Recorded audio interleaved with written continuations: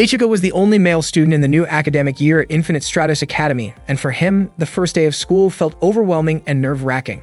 Before long, his homeroom assistant teacher, Maya, stepped up to the front of the class and greeted the students. None of them responded, which made Maya visibly anxious. She explained that everyone there was a new student at Infinite Stratos Academy. Nervously, she mentioned that it was a boarding school, meaning they would be together both during and after school hours. Maya encouraged everyone to get to know each other better so that the next 3 years could be enjoyable for all of them. She then began taking attendance one by one. Ichika looked extremely tense and tried to call out to Haoki, but she turned her head away. Ichika was confused by her reaction. After all, they were childhood friends who had just reunited after 6 years. He started to wonder if maybe Haoki held some resentment toward him. Maya suddenly called Ichika's name loudly, startling him and making the class burst into laughter. She asked him to introduce himself.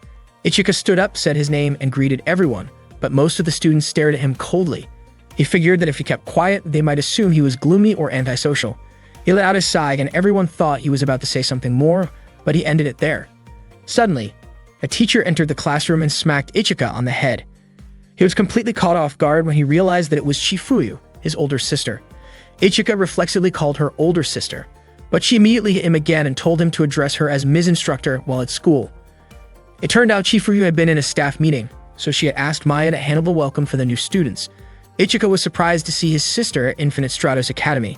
Her job had always been a mystery, and she would only come home once or twice a year. Chifuyu introduced herself as their homeroom teacher and firmly stated that her goal was to make sure every one of them became competent within the year. Her commanding tone and charismatic presence made the students cheer with excitement. Many of them admired her deeply, and some had even enrolled in the academy just to meet her, including one student who came all the way from northern Kyushu. Chifuyu found it ridiculous that so many airheaded students had ended up in her class. Ichika was shocked to learn that Chifuyu would be his homeroom teacher. She questioned why he had failed to properly introduce himself earlier. When he called her older sister again, she pressed his head down once more. The students started to wonder if Ichika's ability to use the Infinite Stratos was because he was Chifuyu's younger brother. Chifuyu told them to settle down. She announced that she would have them master the basics of Infinite Stratos within 6 months. Only after that would they begin practical training. She gave them just half a month to learn the basic movements. The entire class responded in unison, agreeing to the challenge. It turned out that Chifuyu had once been one of Japan's first-generation Infinite Stratos pilots, but one day she suddenly resigned and disappeared from the public eye. Even Ichika never knew that she had become a teacher, and he regretted worrying about her for so long. Maya then explained that Infinite Stratos was a type of multiform suit developed in Japan. It was originally created 10 years ago with the purpose of space exploration, but development was halted under the Alaska Treaty. The treaty prohibited Infinite Stratos from being used as a military weapon, so it was rebranded as a form of competitive sport. Infinite Stratos Academy was the only training school in the world dedicated to its pilots. Students from all over the globe gathered there to learn how to pilot the suits. Technically, only females could operate the Infinite Stratos, and Ichika was the sole exception, the only male in the world capable of using it. During the break, the students kept watching Ichika, curious about the only boy in the world who could operate an Infinite Stratos. Ichika felt uncomfortable and wished someone would come save him. Suddenly, Haoki approached and asked him to step outside the classroom. Ichika asked if there was something she wanted to tell him, especially since they had not seen each other in 6 years.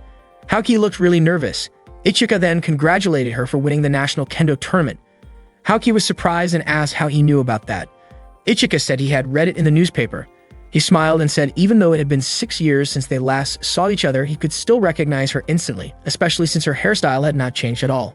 Haoki looked embarrassed but thanked him for still remembering her. Ichika said there was no way he could ever forget her. Just then, the bell rang. A few students had been watching them from a distance, wondering if Haoki might be a friend of Ichika's. Ichika invited Haoki to head back to class. Later that day, Maya had just finished explaining the lesson and asked the students if anyone had questions about the material. Ichika was completely confused and wondered if he really had to memorize everything in the book. Maya walked up to him and asked if there was anything he wanted to ask. Ichika admitted that he did not understand anything at all. Maya was shocked and asked the rest of the class if anyone else was having trouble with the lesson, but no one did, only Ichika was struggling. Then Chifuyu came over and asked Ichika if he had not read the textbook before school started. Ichika said he had accidentally thrown it away. Chifuyu slapped him and told him she would give him another copy, but he had to memorize the entire book within a week. Ichika obviously protested, but Chifuyu firmly insisted. During the next break, a girl named Cecilia approached Ichika. Charlotte was surprised by how Ichika responded. It came off as a bit rude. Ichika admitted that he did not recognize Cecilia. She was confused as to how he did not know who she was, considering she was the representative of the United Kingdom and had scored the highest on the entrance exam. Ichika then asked what country representative even meant. Cecilia was stunned and wondered if Japanese boys simply lacked basic general knowledge. Ichika asked again what a country representative was, and Cecilia explained that it referred to elite candidates chosen to represent their nation as Infinite Stratos pilots. Cecilia proudly described herself as an elite noble and said people should feel honored to be in the same class as her. Ichika replied that this meant he was lucky, which made Cecilia feel like he was mocking her. She could not understand how someone like Ichika had managed to enroll in the Infinite Stratos Academy while knowing so little. As far as she knew, he was supposed to be the only boy able to operate in Infinite Stratos, but now she was disappointed. Cecilia claimed she was generous, so if there was anything Ichika did not understand, she would teach him, as long as he was willing to ask her nicely. She also boasted that she was the only candidate who had defeated her examiner during the entrance exam. Ichika said that he too had defeated his examiner. Cecilia was stunned, unable to believe it. Ichika explained that the examiner charged straight at him, so he dodged, and the examiner ended up crashing into a wall and stopped moving. Cecilia was not having it. She could not accept that Ichika had defeated the examiner after all. She believed she was the only one who had ever done that. Just then, the school bell rang. Cecilia left but said she would continue their conversation another time. Classes ended for the day, and Ichika headed to his dorm room. When he opened the door, he suddenly heard a girl's voice from the bathroom. It turned out to be his roommate, who said she hoped they would get along. The girl had just finished showering and was wearing only a towel. Ichika was shocked to see Haoki in the room. She was extremely embarrassed and quickly tried to cover herself. She asked why Ichika was in her room, and he said he had been assigned to that room too. He had no idea Haoki would be his roommate. Haoki immediately grabbed her kendo stick and attacked him. She even stabbed it through the door as Ichika tried to close it. Ichika wondered if she was trying to kill him. He would have been seriously hurt if he had not dodged. The commotion drew the attention of other students, and soon a crowd had gathered outside the room. They didn't expect that Ichika's room would be located there. Ichika himself was shocked to see the girls dressed so revealingly. He pleaded with Haoki to open the door and let him in. Haoki stepped out of the room and told Ichika to hurry and get inside. Once inside, she asked Ichika to explain why they were assigned to the same room, even though boys and girls had been separated by beds since the age of 7. Ichika said that kind of rule was outdated, but he admitted that sharing a room after the age of 15 could definitely be an issue. Haoki then asked what exactly Ichika was hoping to gain from sharing a room with her. Ichika responded that he wasn't that foolish. Hearing that, Haoki pointed her kendo sword at him and called him an idiot. Ichika tried to block the kendo stick, clearly scared by Haoki's intense expression. Their friends watching from the doorway felt a little sorry for Haoki. Eventually, she ended her attack and quickly closed the door. She told Ichika that they probably needed to set some boundaries since they would be sharing a room. Haoki set up a bath schedule. She would bathe from 7 to 8, and Ichika could use the bathroom from 8 to 9. Ichika said he preferred to shower earlier. Haoki asked if Ichika expected her to stay sweaty after kendo practice. He pointed out that the kendo club had showers too, but Haoki insisted that she couldn't relax unless she used her own bathroom. Ichika mentioned that home bathrooms were definitely more comfortable than school ones, then realized their room didn't even have a toilet. Haoki explained that the toilets were at the end of the hallway. When Ichika commented that the school was full of female students, Haoki immediately brandished her kendo stick again. She knew exactly what kind of thought Ichika was having. Not wanting to back down, Ichika picked up a kendo stick to defend himself. But to his surprise, Haoki's bra had gotten caught on the tip of his kendo. Embarrassed, Haoki quickly grabbed it back. Ichika, completely innocent, commented that he hadn't realized she wore a bra. Flustered and humiliated, Haoki hit him out of frustration. The next morning at the cafeteria, Ichika and Haoki were having breakfast together. Ichika asked how long Haoki was planning to stay mad at him. She denied being upset, but Ichika pointed out that she looked clearly annoyed. While they were eating, some girls at another table were whispering about how Ichika was the younger brother of Chifuyu. Haoki grew irritated when Ichika casually mentioned her childhood nickname. Soon after, 3 girls approached and asked if they could sit beside Ichika. He welcomed them. Their names were Nagi, Yuko, and Hane. They looked excited to sit next to him. Haoki commented on how much food Ichika was eating. In contrast, Ichika noticed how small the girls' portions were and asked if it was okay for girls to eat so little for breakfast. The 3 of them smiled and admitted they preferred to save room for snacks. After finishing her breakfast, Haoki quickly left. Yuko asked if Ichika was close with Haoki. Nanji even knew that they shared a room. Ichika confirmed it and added that he and Haoki had been childhood friends. The 3 girls were surprised. Ichika explained they had been classmates from 1st to 4th grade, though he didn't remember too much about it. Suddenly, Chifuyu arrived and told everyone to finish their meals quickly. Apparently, besides being their homeroom teacher, Chifuryu was also the dorm supervisor for the first years. She warned that anyone who was late would have to run 10 laps around the field. Ichika finally realized why his sister rarely came home. Her responsibilities were overwhelming. During class, Chifuryu informed everyone that there would be an inter-class tournament happening in 2 weeks. Because of that, each class needed to choose a representative. The class representative wouldn't just compete in the tournament, but also attend student council and event planning meetings. Basically, the role would be similar to that of a class president.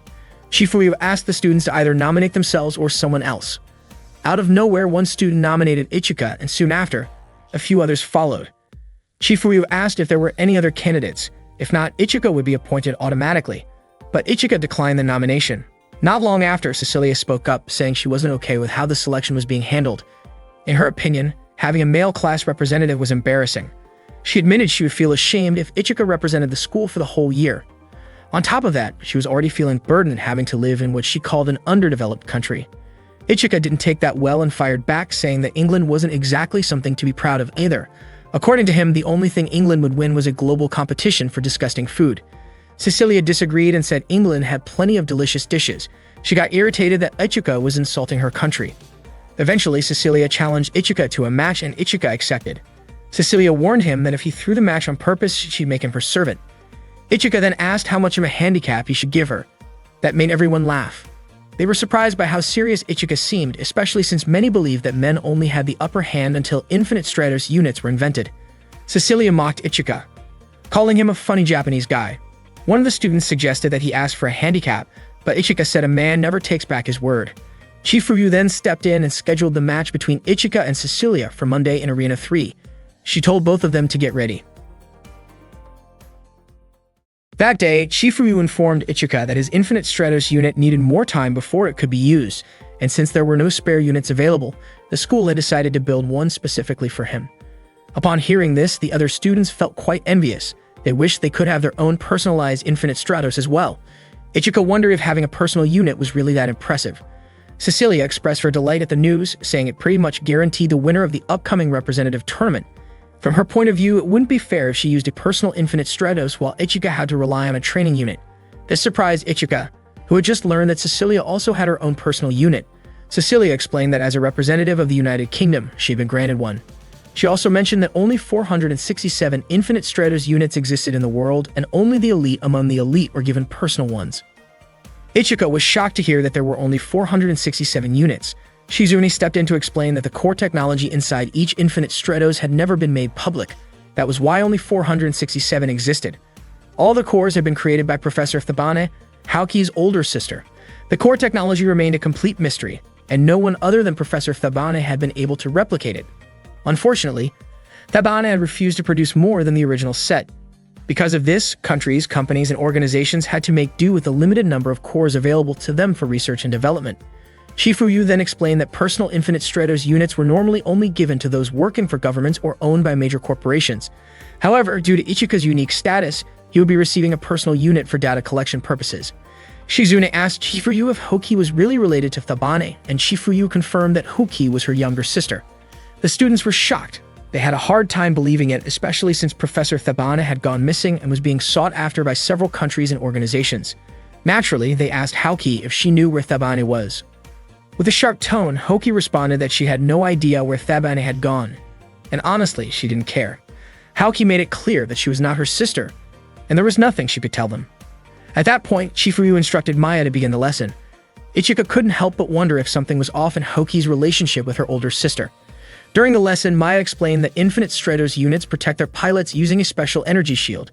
Each unit possesses something similar to a consciousness, allowing them to communicate with their pilot. Over time, the unit would gradually become more familiar with the pilot's thought patterns.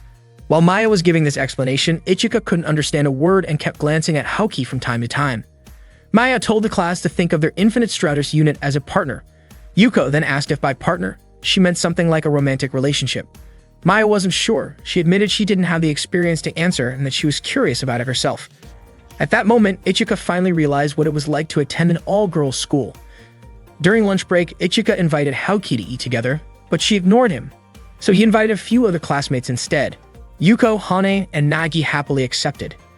Ichika said it would be more fun to get along with classmates, but Haoki still refused to join. Ichika tried to tug her along, but she resisted. Jokingly, Ichika teased that if she wouldn't walk, he might have to carry her. Haoki looked visibly upset and suddenly threw Ichika to the ground, which surprised the surrounding students. Ichika commented that Haoki had gotten even stronger, but Haoki shot back saying that Ichika was just getting weaker. According to her, what she had just done was simply a new trick she had picked up from her kendo training. Naji, Hane, and Yuko quickly left the area, clearly intimidated by what they had just seen. Ichika then grabbed Haoki's arm and insisted they eat lunch together, and after some hesitation, Haoki agreed.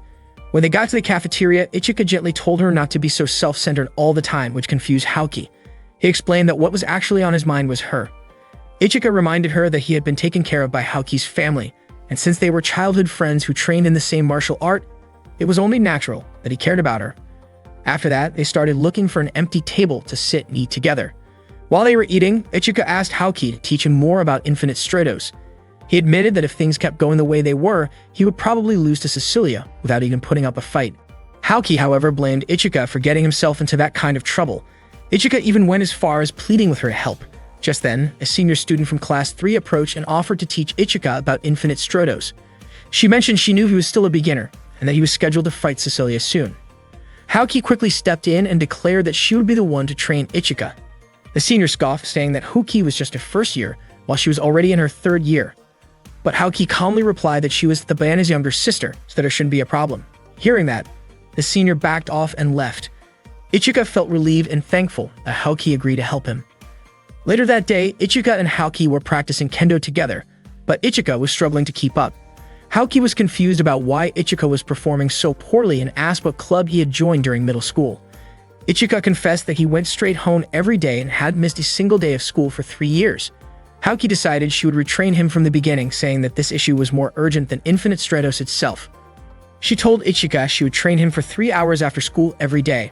Although Ichika said he still needed to learn about Infinite Stratos, Haoki insisted that his current condition was way more serious. A few nearby students even began to doubt whether someone as unskilled as Ichika could actually control an Infinite Stratos unit. After training, Haoki started questioning whether she had been too harsh on Ichika.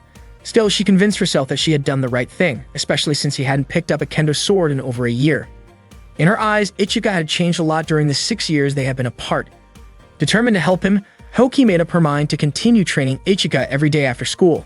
That way, she could also spend more time with him. But then she grew embarrassed by her own thoughts and brushed them aside, trying to convince herself that she was doing all of this simply out of frustration with someone who wasn't taking martial arts seriously. A week later, the Infinite Stratos match between Ichika and Cecilia was about to begin. Ichika turned to Haoki and asked why she hadn't taught him anything about Infinite Stratos during their week of training. They had only practiced kendo the entire time. Haoki looked away and said that the unit Ichika was supposed to use hadn't been available yet. Ichika pointed out that she still could have explained the theory or gone over some basics, but Haoki just kept avoiding eye contact. At that moment, they were watching Cecilia's personal Infinite Stratos unit on the monitor. Soon after, Maya came in and announced that Ichika's own unit was ready. Shifuyu instructed him to get in immediately, noting that they didn't have much time. She urged him to start learning how to move during combat right away. Then Ichika's personal Infinite Stratos unit was revealed. It was called Byakushiki. Shifuyu told him to suit up immediately and begin adjusting to how it moved in battle. Ichika reached out and touched Byakushiki, and right away something felt different compared to the first time he had ever come into contact with an Infinite Stratos. As his hand rested on it, he began to understand what it was and why it existed. He also started to connect with it on a deeper level. Shifuyu asked him to relax his back as if he were sitting down, since the system would automatically adjust itself to him. Byakushiki then began to boot up and access its system. Maya provided some background information explaining that Cecilia's Infinite Stratos was called Blue Tears. Blue Tears was designed for long-range combat, while Byakushiki was equipped with a feature called Absolute Defense. This meant it was built to protect its pilot at all costs against any kind of attack. However, activating this feature would consume a large amount of shield energy. Ichika was ready for his match against Cecilia. He headed straight to the battle arena. Cecilia was already waiting, and with her usual arrogance declared that she would give him a chance to surrender and apologize. Of course, Ichika refused. Cecilia immediately fired at him, landing a direct hit on Byakushiki's shoulder. The audience was stunned. Ichika realized that it felt like he couldn't keep up with Byakushiki's speed. Cecilia kept firing and Ichika did his best to dodge her attacks. Each shot from her kept reducing Byakushiki's shield energy. At that moment, it became clear that Byakushiki only had one weapon and Ichika decided to use it. Cecilia mocked him, calling him foolish for choosing to fight her using a close-range weapon. The students watching the match kept cheering with excitement, while Haoki looked deeply worried about Ichika. Cecilia admitted that Ichika was the first person who had managed to last that long in a debut match against her Blue Tears. She continued to attack, but Ichika kept dodging and closing the distance between them, which made Cecilia nervous. Ichika figured out that Cecilia's weapons were controlled by her commands, and while she was actively using those weapons, she couldn't switch to another type of attack at the same time. Maya commented that Ichika was truly impressive, even saying it was hard to believe this was only his second time activating an Infinite Stratos. However, Shifuyu felt Ichika might be getting too confident. She noticed that he kept moving his left hand, a habit he usually displayed when he had made a small mistake. At that point, Haoki was visibly worried about him. There were only 2 shots left coming at Ichika. He knew Cecilia was keeping her distance, but he also believed that he had the upper hand if the fight came down to close combat. Unfortunately, Cecilia still had another attack left and quickly launched it. The hit looked like it struck him directly, but Byakushiki suddenly shifted form and shielded Ichika. Everyone watching was shocked as Ichika's Infinite Stratos transformed. A system notification appeared in front of Ichika, letting him know that a change had occurred.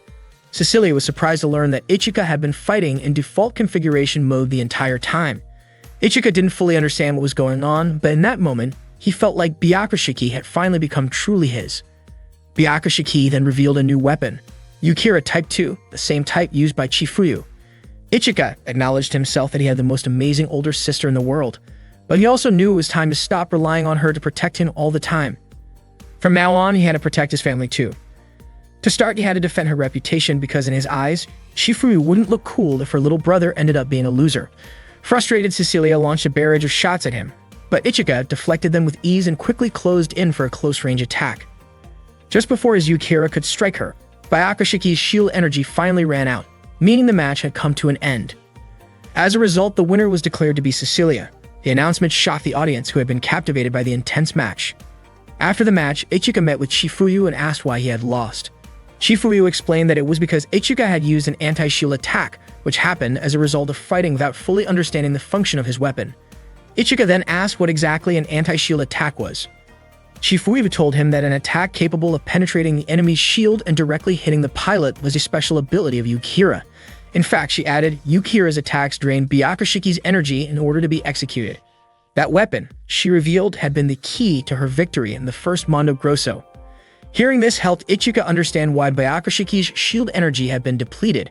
Maya explained that an Infinite Stratos battle ends when one side runs out of shield energy. The anti-shield ability could defeat an opponent by draining the user's own shield energy, making it a double-edged sword. Shifuyu pointed out that in other words, Ichika's Infinite Stratos had its flaws. No was ever perfect, each one came with its own drawbacks. However, Ichika's had a stronger offensive capability compared to the others. At that time, Byakushiki was in standby mode, but it could activate at any moment if Ichika called for it. Maya handed Ichika the Infinite Stratos manual and asked him to read through it. After that, Ichika walked alongside Haoki. He was curious why she was staring at him. Haoki said losing was more frustrating than she expected and mentioned that starting tomorrow, they would begin training with their own Infinite Stratos units. She asked if Ichika wanted her to teach him. Ichika admitted he felt more at ease around Haoki than with any of the other girls, not only because she was the band's younger sister, but also because he believed she knew a lot about Infinite Stratos. Hearing this made Haoki a bit flustered, but she agreed to help and told him to make some time during the day starting tomorrow so she could teach him. Meanwhile, Cecilia was taking a bath, still thinking about the match earlier. The emotions she felt weren't exactly pleasant.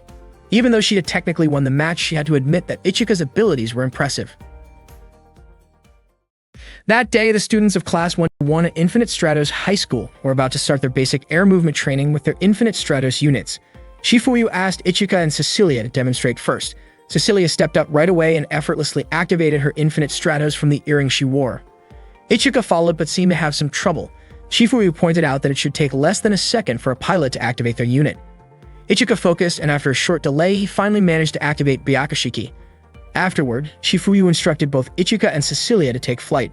Cecilia soared through the air with impressive speed, while Ichika followed behind her. Shifuyu commented that Ichika was too slow. According to her, Byakushiki should have been faster than Cecilia's unit based on its specs. Ichika looked confused. He thought he had already imagined how to control it. However, Cecilia told him that simply imagining it was not enough. It would be better if he tried to find a method that truly worked for him. Ichika admitted that he did not fully understand how to fly and wasn't even sure how his own unit was able to fly at all. Hearing that, Cecilia offered to help him after school. Not long after, Chifuryu instructed them to dive and come to a quick stop. Cecilia executed the maneuver flawlessly. Ichika admitted she was amazing and gave it a try himself. However, as he attempted to land, Ichika lost control and crashed to the ground. Haoki, Maya, and Chifuryu quickly rushed to check on him. Ichika said he was in pain and Haoki looked relieved that he was okay. Chifuryu, however, was puzzled about what Ichika had done to leave such a hole in the ground.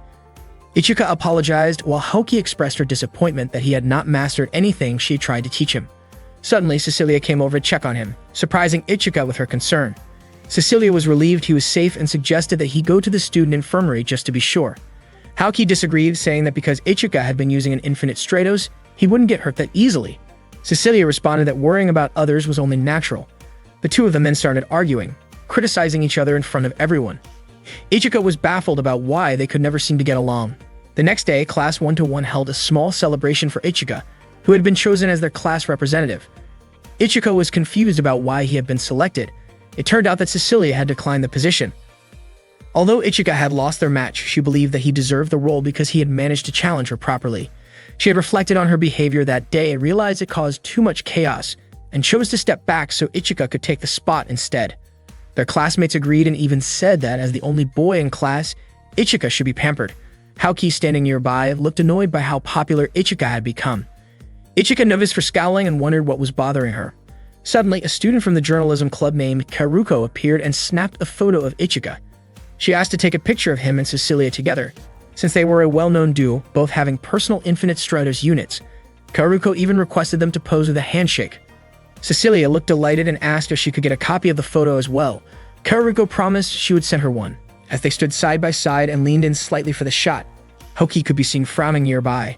Right as Karuko prepared to take the picture, all the other students suddenly joined in, crowding the frame. Cecilia was visibly annoyed. They had all jumped in to prevent her from getting a solo shot with Ichika. That night in their dorm room, Haoki mentioned that Ichika must have enjoyed the day. Ichika admitted he was exhausted and asked if she would enjoy being in his position. Haoki frowned and threw a pillow at him. Ichika was confused by her reaction. She said she wanted to change into her sleepwear and asked him to turn around. Ichika suggested that next time she should change while he was brushing his teeth. Haoki quickly pulled the curtain between their beds and changed clothes. Meanwhile, Ichika, nervously aware of what was happening, sat still until Haoki finished putting on her kimono. When she was done, Ichika noticed the sash she was wearing and commented that it looked new. Haoki didn't expect Ichika to be that observant, but of course he had noticed. He looked at Haoki every single day. That night, Haoki invited Ichika to go to sleep and turned off the lights in the room. Before they dozed off, she apologized to him for being so difficult lately. Ichika told her it didn't bother him at all. The next day in class, the students were buzzing with news that the class representative of 1-2 had been replaced because of a transfer student. Yuko mentioned that the new student came from China. With full confidence, Cecilia guessed that they were probably looking for someone strong enough to compete with her. Ichika became curious. Was this new student really that powerful? Shizune didn't think so. She said it was unlikely because only students from classes 1-1 and 1-4 had personal Infinite Stratos units. But just then, the girl entered the classroom announcing that the new class 1-2 representative did in fact have her own IS, so class 1-1 wasn't going to win that easily. To Ichika's surprise, he recognized her. The girl's name was Lingyan, and she was the transfer student from China. Lingyan stepped forward and boldly declared the challenge to the class.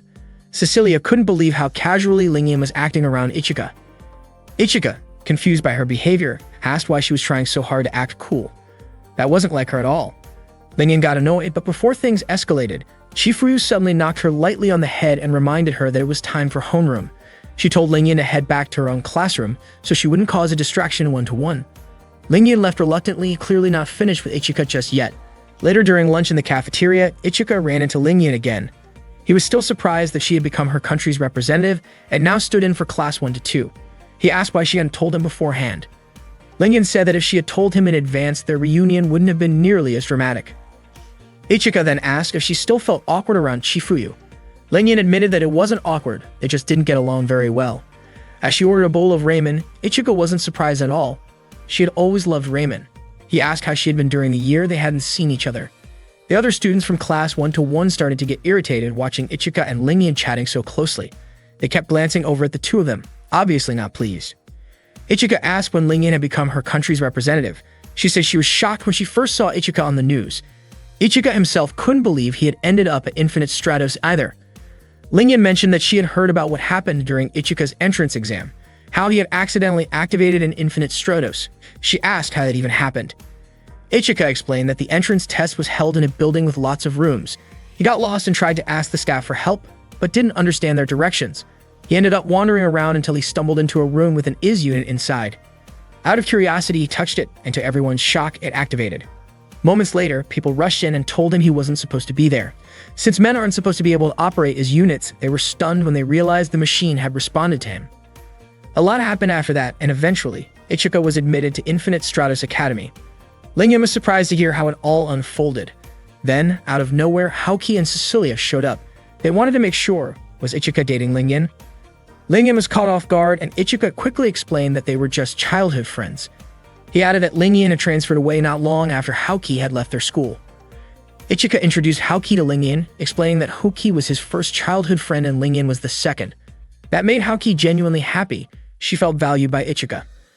Lingyan then greeted Haoki and said she hoped they could get along from now on. Cecilia introduced herself as the representative from the United Kingdom. She also shared that she and Ichika had competed for the position of class representative. Unfortunately, while Cecilia was explaining all this in detail, Lingyan completely ignored her, which made Cecilia visibly annoyed. Instead of responding, Lingyan invited Ichika to train with her. She openly admitted that she wasn't interested in anything Cecilia was saying, which only made Cecilia angrier.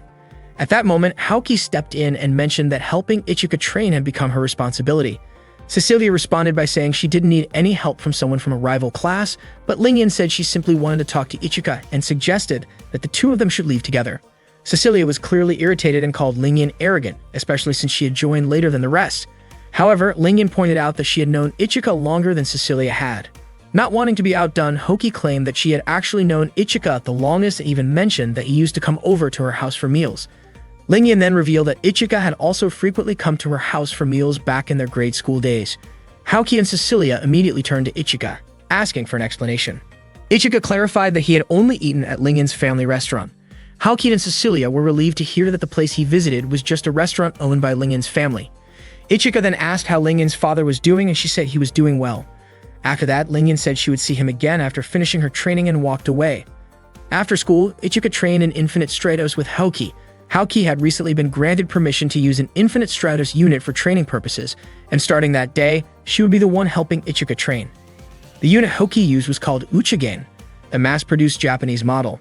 Cecilia was surprised that Haoki had received approval that easily. Haoki told Ichika to start a long-range battle with her, and he immediately drew his sword. Just then, Cecilia activated her own Infinite Stratos and said that she would be the one to train him instead. The training continued into the evening. After they finished, Ichika felt completely exhausted. Haoki remarked that it was no surprise since he rarely exercised. Ichika admitted that the fatigue came from having to fight against two people. Haoki then walked off and invited Ichika to head back to the dorms. Ichika asked her to go ahead, as he still couldn't move his body properly. Haoki agreed and left first, mentioning that she needed to shower. Still resting, Ichika thought about how this kind of training would probably continue until the upcoming class battle. Not long after, Lingyan showed up and offered him a sports drink.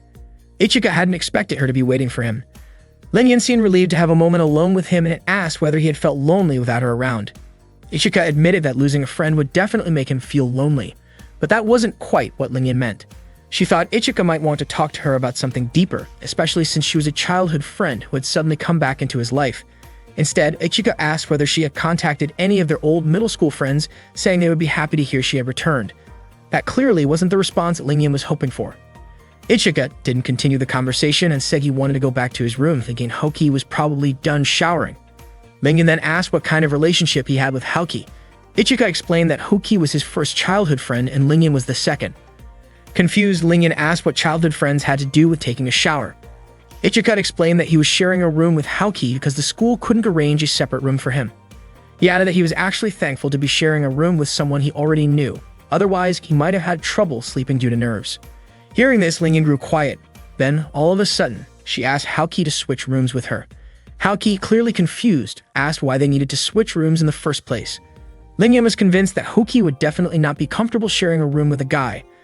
Haoki admitted that she never said anything like that, especially regarding her situation with Ichika. Lingyan told her not to worry because she and Ichika were childhood friends. Ichika, of course, didn't want to get involved in that matter. Still, Haoki refused to switch rooms and firmly told Lingyan to go back to hers. Lingyan then asked Ichika if he remembered the promise they made back in grade school. Haoki became annoyed because Lingyan ignored what she had just said. She quickly drew her kendo sword toward Lingyan. In response, Lingyan activated part of her arm to block it. Lingyan pointed out that Haoki's strike could have been dangerous if her opponent wasn't protected. Haoki then put her sword away, and Ichika and Lingyan continued discussing the promise they had mentioned earlier. Ichika thought the promise was about Lingyan saying she would cook sweet and sour pork for him every day if he said she was good at cooking. To him, that kind of deal sounded great, like getting treated to food every day, which was perfect for a single guy. Lingyan immediately slapped him and called him rude for forgetting a promise he made to a girl. Ichika was confused about why she was so mad. Lingyan was upset because Ichika misunderstood the meaning of that promise. When Ichika asked her to explain what it actually meant, she couldn't bring herself to say it directly. Instead, she proposed that whoever won the class versus class match next week could ask the loser for one favor. Ichika agreed. If he wanted, she had to tell him what the promise really meant. After that, Lingyan walked away and Haoki looked annoyed at Ichika. That day was the day of the class versus class match.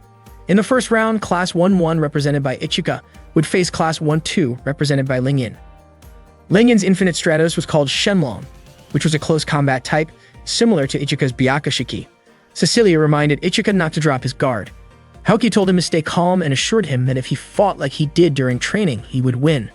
Before long, Ichika and Lingyan headed to the arena. Right before the match began, Lingyan told Ichika that if he apologized for what happened, she would go easy on him. Ichika refused and told her to just come at him with everything she had. Lingyan warned him that a supposedly invincible is like Byakushiki wasn't truly perfect. With enough power to surpass its shield, someone could injure their opponent without needing to defeat them entirely. Shortly after, the match between Ichika and Lingyan began. That day, an interclass match was being held. In the first round, Ichika represented Class 1-1 and faced off against Lingyan from Class 1-2. Lingyan quickly drew her sword and launched it toward Ichika, but he managed to block the attack.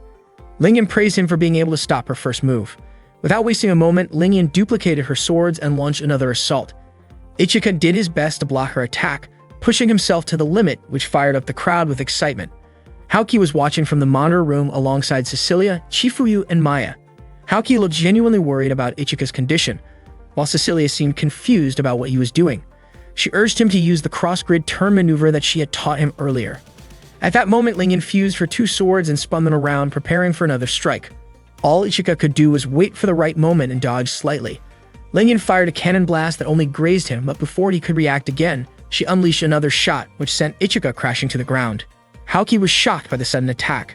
Maya explained that Lingyan had just used a pressure cannon.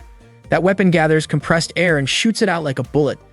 It turned out that Lingyan's Infinite Stratos was a third-generation unit, just like Cecilia's Blue Tears. Ichika tried to get back on his feet, but Lingyan kept firing at him repeatedly.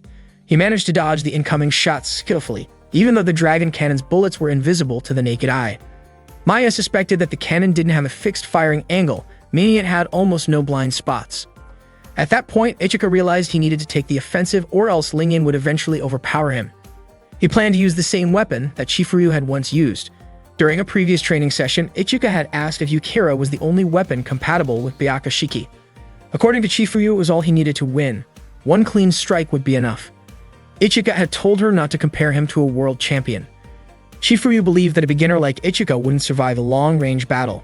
She explained that fighting from a distance meant he had to factor in recoil control, shot trajectory, range estimation, quick stops, absolute rotation, as well as weapon characteristics, air pressure, enemy shield types, and more.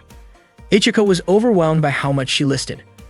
Chifuyu had pointed out that Ichika was better off focusing on one thing at a time since he was her younger brother. Back in the match, Ichika planned to launch a shield-breaking attack and believed he could pull it off. He called out to Lingyan and told her that from that moment on, he would fight her seriously. Lingyan looked thrilled to hear that. Ichika took off at full speed, hoping Lingyan would chase him.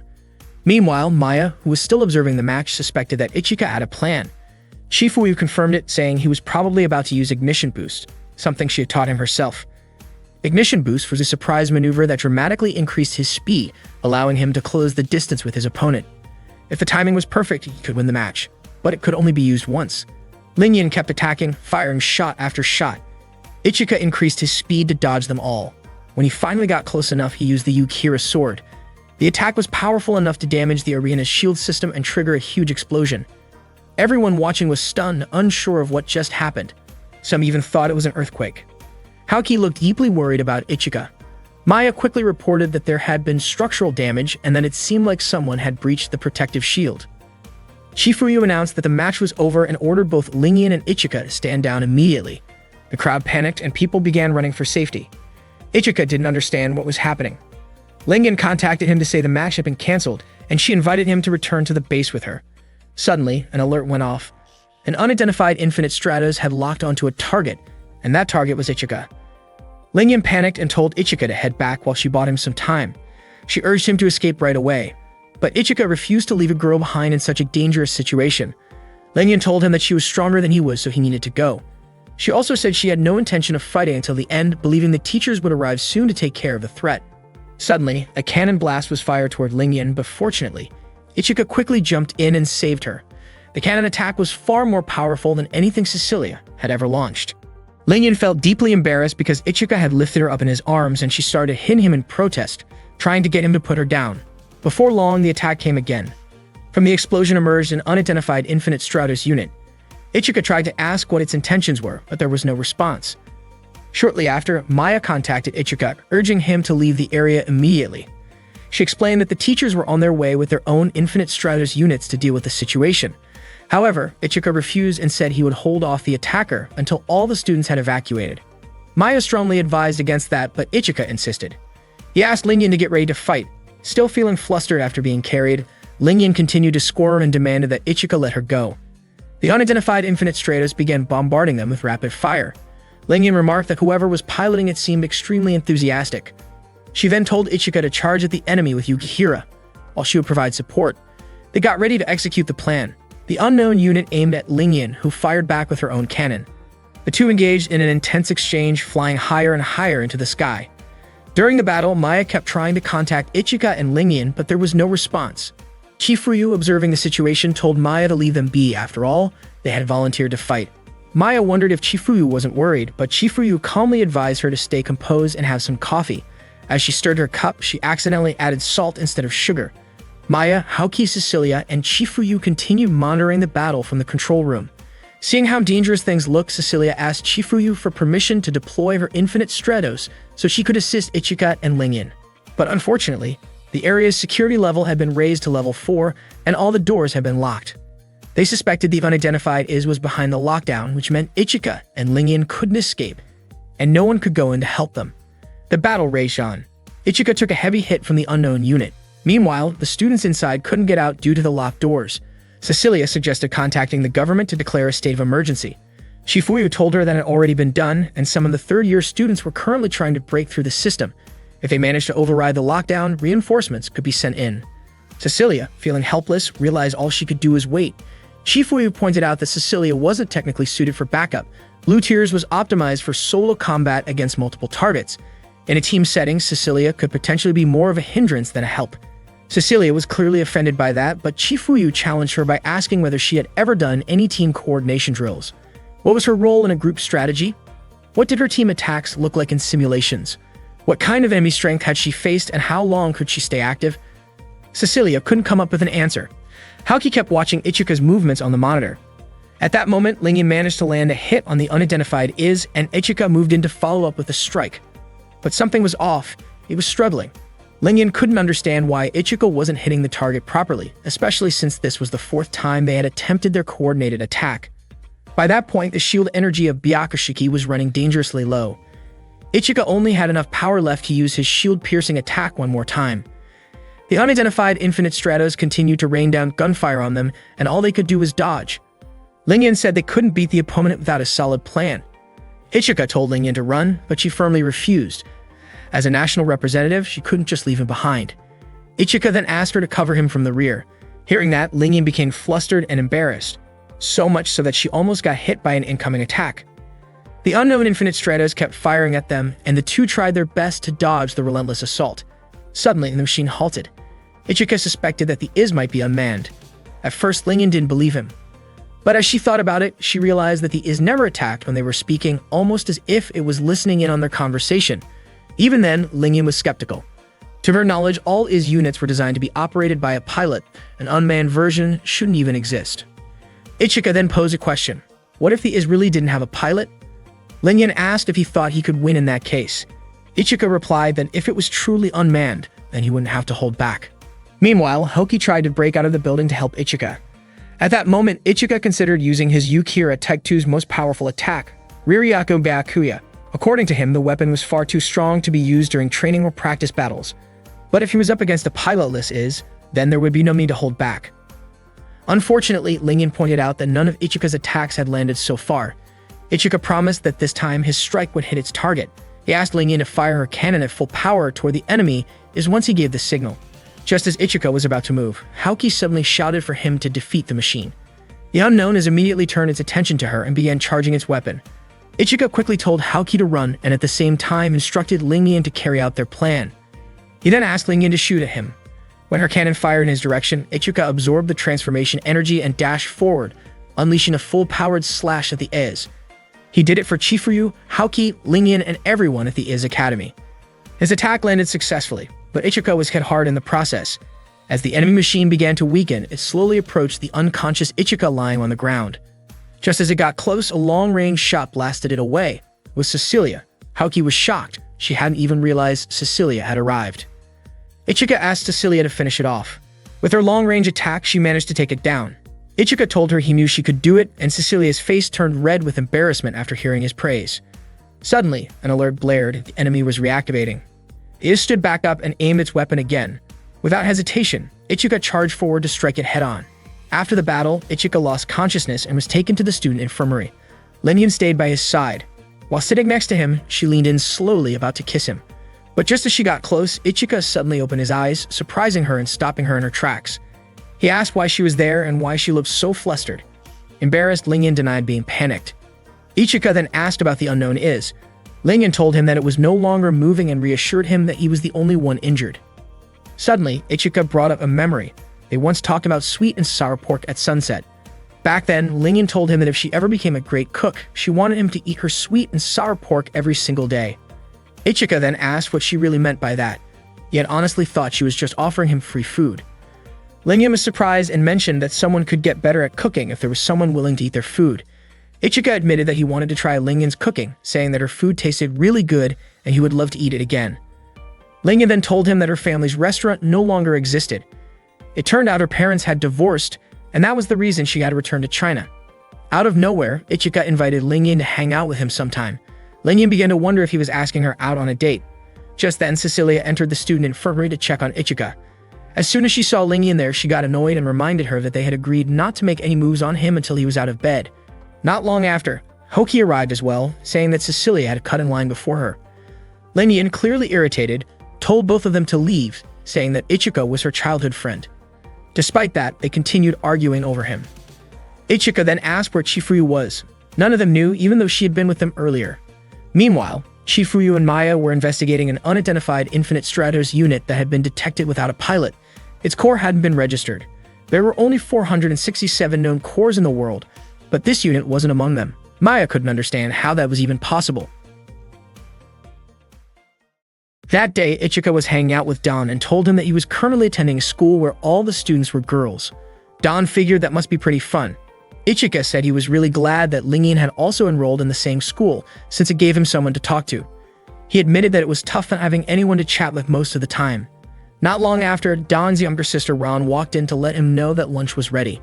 She was surprised to see Ichika in Don's room, and Ichika greeted her casually. Ron quickly adjusted her clothes, clearly unaware that Ichika was there. Since Ichika had a day off from school, he had stopped by Don's place after returning home. Don reminded Ron to knock before entering someone else's room. Ron quickly told her older brother to stop talking so carelessly in front of Ichika. That day, Ichika ended up eating at Don's family restaurant. Ron encouraged him not to feel shy around her. Ichika noticed that Ron was dressed quite neatly and asked if she was heading out, maybe even going on a date, but Ron quickly denied it. Seeing how casual Ichika was, Don guessed that he probably acted the same way at school and felt kind of sorry for Lingyan. Later that evening, back at the dorm, Maya came to visit the room Ichika shared with Haoki. She informed them that room arrangements had been finalized and that Hoki would need to move out. Haoki was surprised and asked if she had to move immediately. Maya explained that the school couldn't allow male and female students to stay in the same room for that long, and she also believed that there was no way they had been able to relax the entire time. Ichika told Haoki not to worry about him. He even commented with a grin that waking up without her in the room might actually be refreshing. Hearing that, Haoki looked visibly annoyed and said she was ready to move out right away. Ichika was confused about why she seemed so irritated, but decided not to dwell on it. A short while later, Haoki knocked on Ichika's door. Ichika thought maybe she had left something behind, but it turned out she wanted to talk to him about an upcoming one-on-one match. She told Ichika that if she won the match, she'd take him somewhere afterward. Unexpectedly, Nagi, Hane, and Yuko overheard the conversation and were thrilled by the news, thinking it would become the talk of the school. The next day, students in class were buzzing about the rumored one-on-one match happening next month, where the winner would supposedly get to go on a date with Ichika. Somehow, the story had gotten twisted, and it was no longer accurate. Yuko and Nagi were confused about how it had spread like that. That morning, Ichika entered the classroom and asked his classmates what rumors they were talking about, but no one wanted to tell him. A few moments later, Chifuyu entered the room to begin the lesson. Maya then announced that a new transfer student would be joining their class that day. Soon, a student entered and introduced himself at the front of the class. He said his name was Charles, and that he had come from France. He mentioned hearing that there was a guy at this school who looked just like him, so he decided to enroll at Infinite Stratos. The whole class erupted in excitement because another male student had joined them. Chifuyu quickly calmed everyone down and announced that Class 1-1 would be training with Class 1-2 that day. She told them all to change clothes and gather at the second field. She also asked Ichika to look after Charles. Charles greeted Ichika and introduced himself properly, but Ichika didn't respond right away because he was in a rush to get ready. He grabbed Charles by the hand and led him out of the classroom so the girls could change clothes. Ichika brought him to the locker room and was confused when Charles seemed to be shivering slightly. Suddenly, some of the girls blocked their way, clearly excited and impressed by both Ichika and Charles. Ichika quickly told Charles they needed to run. Charles was confused about why everyone was acting so wild, so Ichika explained that the reason was simple. He and Charles were the only boys in the entire Infinite Stratos school. They managed to make it to the locker room, and Charles apologized for being a hassle on his first day. But Ichika told him not to worry about it and actually thanked him.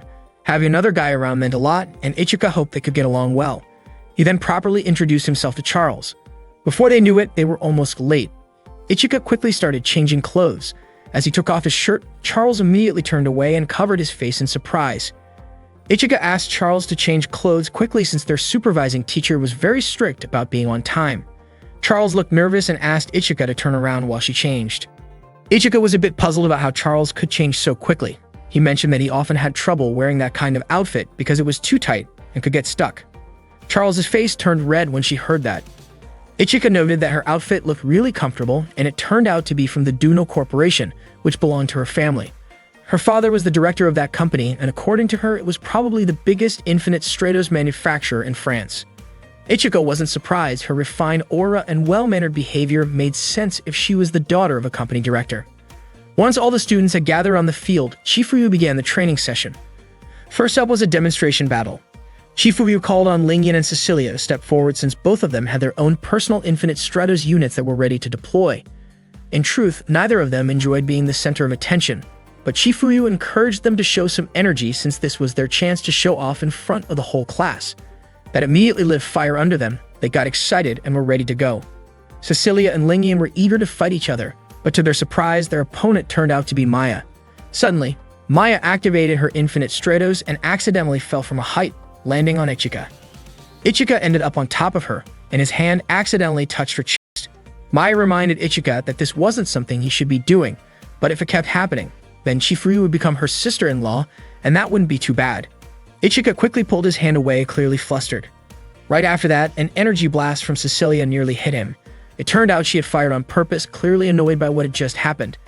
Lingyan wasn't happy either. She threw both her swords at Ichika, but fortunately, Maya shot them down in time. She asked if Ichika was okay, and he thanked her for saving him. Chifuyu then explained to the students that Maya used to be a candidate to represent her country, and for her, dealing with attacks like that was nothing.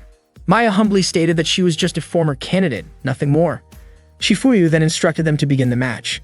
Cecilia asked whether the battle would really be a 2-on-1 fight, and Lingyan expressed her concern too.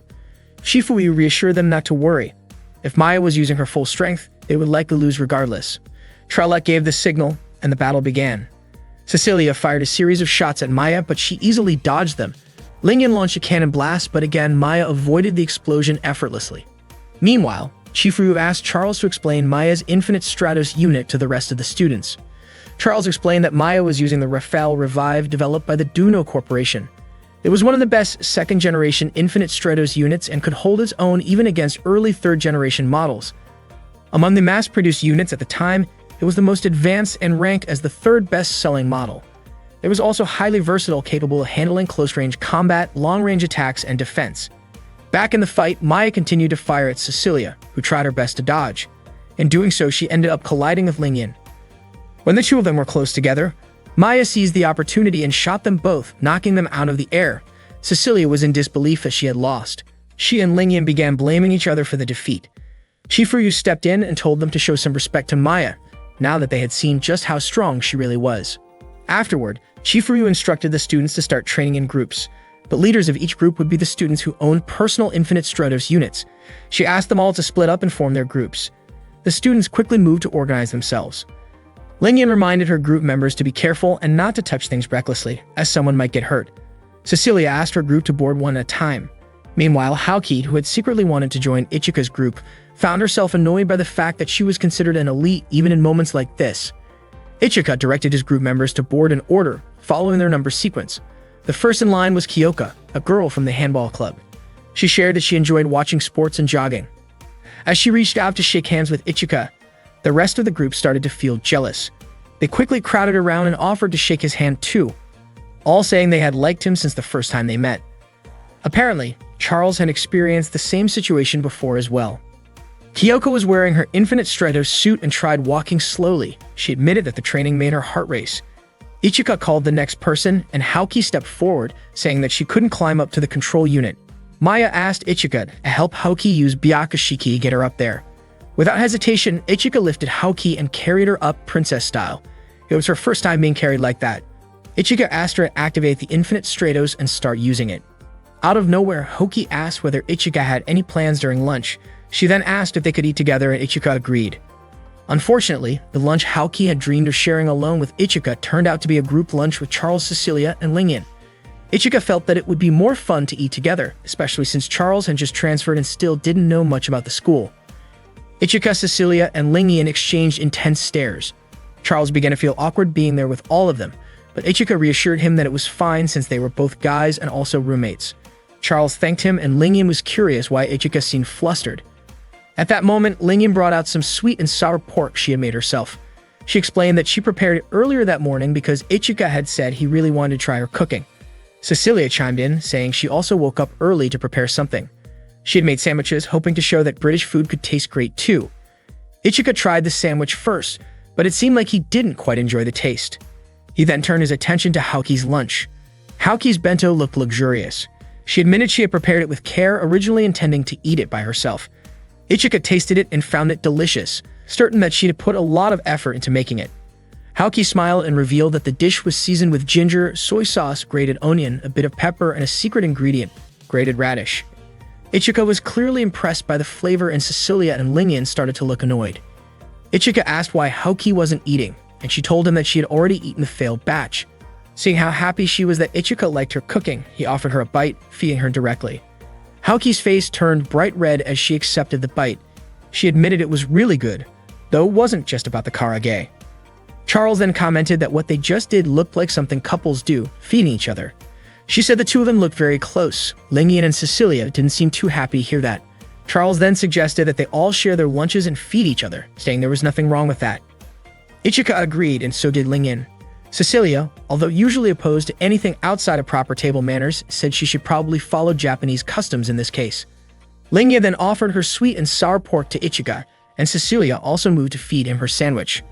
Later that night, Ichika and Charles were chatting in their room. Charles asked why Ichika trained with the Infinite Stratos after school. Ichika explained that he needed the extra practice because he had fallen behind the others. Charles said she wanted to join in as well, especially since she had her own personal Infinite Stratos and could possibly be of help. Ichika happily agreed. The next day at school, Maya brought more exciting news. Another transfer student had joined Class 1-1. This new student was from Germany and her name was Laura. The class was surprised since it was the second day in a row they had a transfer student. Maya asked everyone to stay calm because Laura hadn't finished introducing herself yet. Chifuyu then asked Laura to introduce herself properly. Laura addressed Chifuyu as coach, which led Ichika to guess that she must have known Chifuyu from her time in Germany. After her brief introduction, Laura suddenly slapped Ichika across the face, shocking the entire class. She then stated that she refused to acknowledge Ichika as Chifuyu's younger brother. As usual after school, Ichika was training with his Infinite Stratos. That day, he was practicing together with Haoki, Cecilia, and Lingyan. Haoki taught Ichika how to properly attack using a sword. Lingyan guided him to understand the essence of Infinite Stratos by feeling it, while Cecilia gave him instructions on defense and evasion. But all of their explanations only left Ichika feeling confused. He didn't understand any of it. The girls were puzzled as to why Ichika couldn't grasp the basics. Not long after, Charles arrived with her own Infinite Stratos and invited Ichika for a practice match. Ichika agreed. Their match quickly caught the attention of other students who gathered to watch. Charles was piloting Raphael Revive, a second-generation Infinite Stratos from France. As the match began, Ichika immediately drew Yukihira. Charles launched into the air and began firing down at him from above. The students were amazed by the intensity of the battle. Haoki looked especially worried about Ichika. He tried to fight back, but Charles dodged his attack and countered, repeatedly targeting him until Byakushiki's shield energy was completely depleted. After the match, Charles explained that Ichika had lost because he still wasn't capable of long-range attacks. She asked if Byakushiki didn't come with an equalizer. Ichika replied that all of Byakushiki's bust slots were already occupied. Charles pointed out that this setup allocated more power to his one-off ability. The one-off ability is a feature that activates when the Infinite Stratos and its pilot are in perfect sync. In the case of Byakushiki, that ability is called Raryakubakia. Ichika said Charles' explanation was the first one that actually made sense to him. At that moment, Haoki, Lingyan, and Cecilia were watching from a distance and clearly annoyed. None of them could believe that Ichika only understood things when Charles explained them. Ichika thought the Raryakubakia was a wild move, especially since it used up shield energy to launch an attack. Charles said the ability was similar to the one used by Chifuyu's Infinite Stratos. But just because Ichika and Chifuyu were siblings didn't mean he could master that kind of power without serious effort. Charles then offered to help Ichika train for long-range shooting. Ichika was hesitant, saying he probably couldn't use someone else's equipment. But Charles clarified that if the original owner disabled the safety lock, then any registered pilot could use it. She helped Ichika aim by guiding his arm, and their close proximity made Haoki, Lingyan, and Cecilia visibly irritated. Charles continued helping him aim at a few targets in front of them. She then asked Ichika what he thought about this way of practicing. Ichika said the movements were really fast. Suddenly, Laura appeared piloting a third-generation German Infinite Stratos model that was reportedly still in the experimental stage. Lingyan looked frustrated by Laura's presence. After all, Laura had slapped Ichika in class not long ago. Without warning, Laura challenged Ichika to a fight. Ichika declined, saying he had no reason to battle her. But Laura insisted that she had her own reasons. Ichika suggested she wait, since there was going to be an inter-class match soon anyway. Ignoring his words, Laura fired a sudden shot at Ichika. Charles quickly moved in and shielded him. Charlotte commented that the German girl seemed to have a short temper for attacking so suddenly. Charles immediately raised her weapon toward Laura.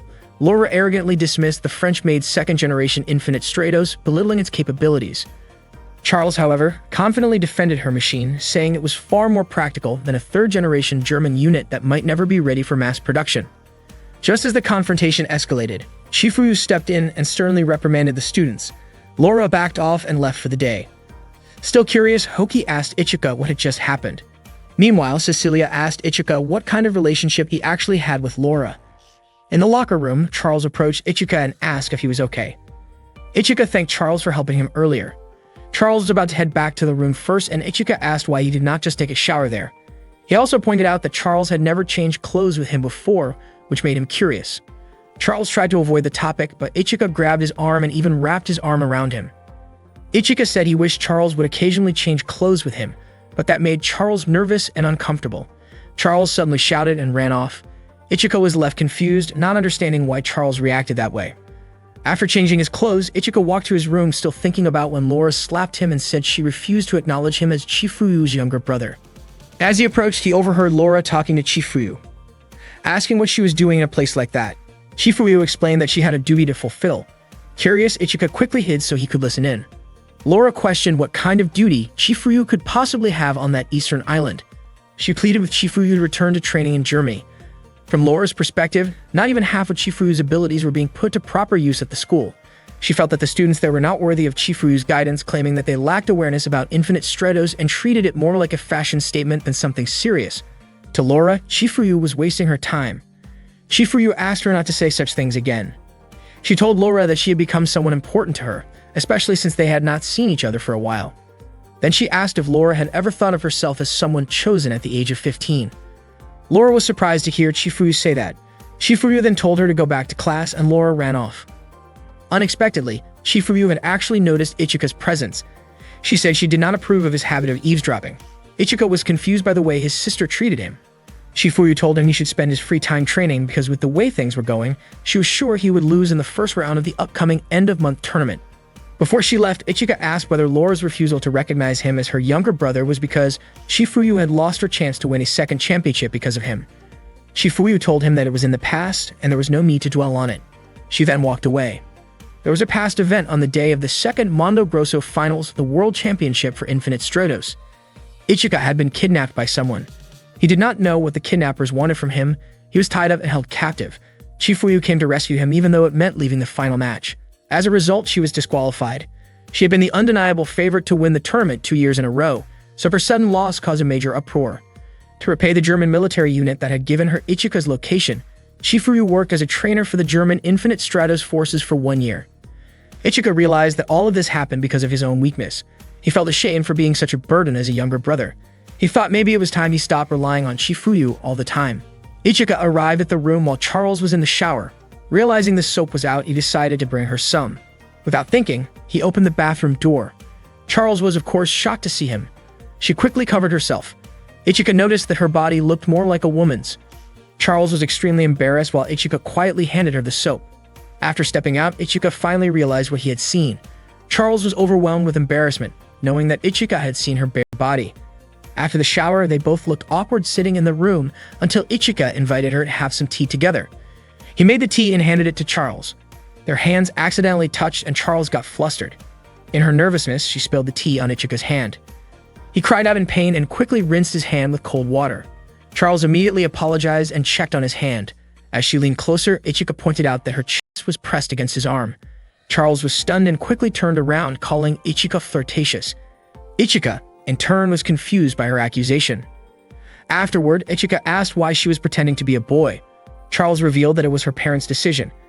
It was a direct order from the director of Duno. Charles shared that he wasn't born from the official wife of the Duno director. He opened up about having lived apart from the director for several years before being brought into the family 2 years ago. When Charles' mother passed away, staff from the Duno company came to pick him up. After undergoing numerous tests, it turned out that Charles was highly compatible with the Infinite Stratos. That's when he unofficially became a pilot. During all that time, Charles had only met his father twice, and their conversations never lasted more than an hour. Not long after, the Duno company fell into a financial crisis. Ichika was surprised, especially since Duno was known as the world's leading Infinite Stratos manufacturer. But Charles explained that despite their dominance, Revive was still considered a second-generation as model, while the industry's research was already moving toward third-generation technology. According to Charles, the main reason Cecilia and Laura were transferred was for data collection. Duno was also conducting third-generation is research, but it wasn't going well. If things kept going in that direction, the company risked losing its production rights. Ichika then asked how all this related to Charles pretending to be a boy. Charles said it was simply a marketing tactic to draw attention. By pretending to be male, it became easier to get involved in the special case taking place in Japan.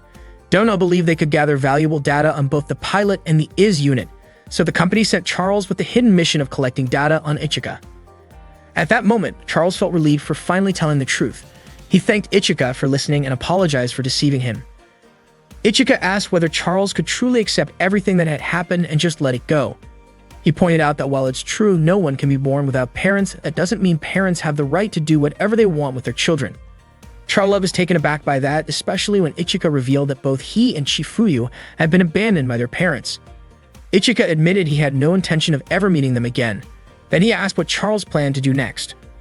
Charles said she would probably be called back to her country now that her secret was exposed, and she wasn't sure what would happen after that.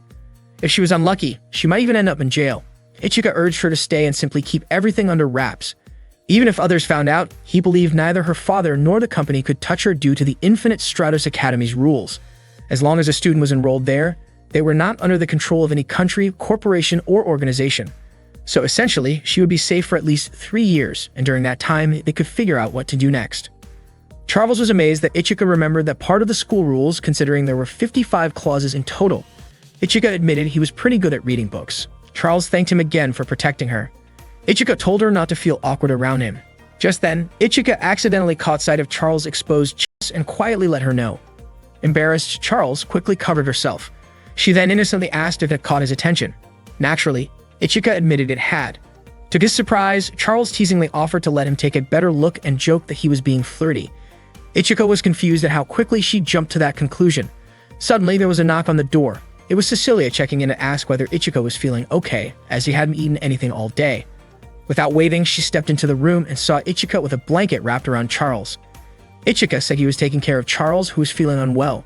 Cecilia apologized and asked if she could take Ichika away for a bit since she hadn't had dinner yet. Charles gave them the go-ahead. Without wasting time, Cecilia quickly pulled Ichika along to have dinner with her. Unfortunately, as they were walking through the corridor, they ran into Haoki. She immediately stopped them and asked why they were holding hands and walking so closely.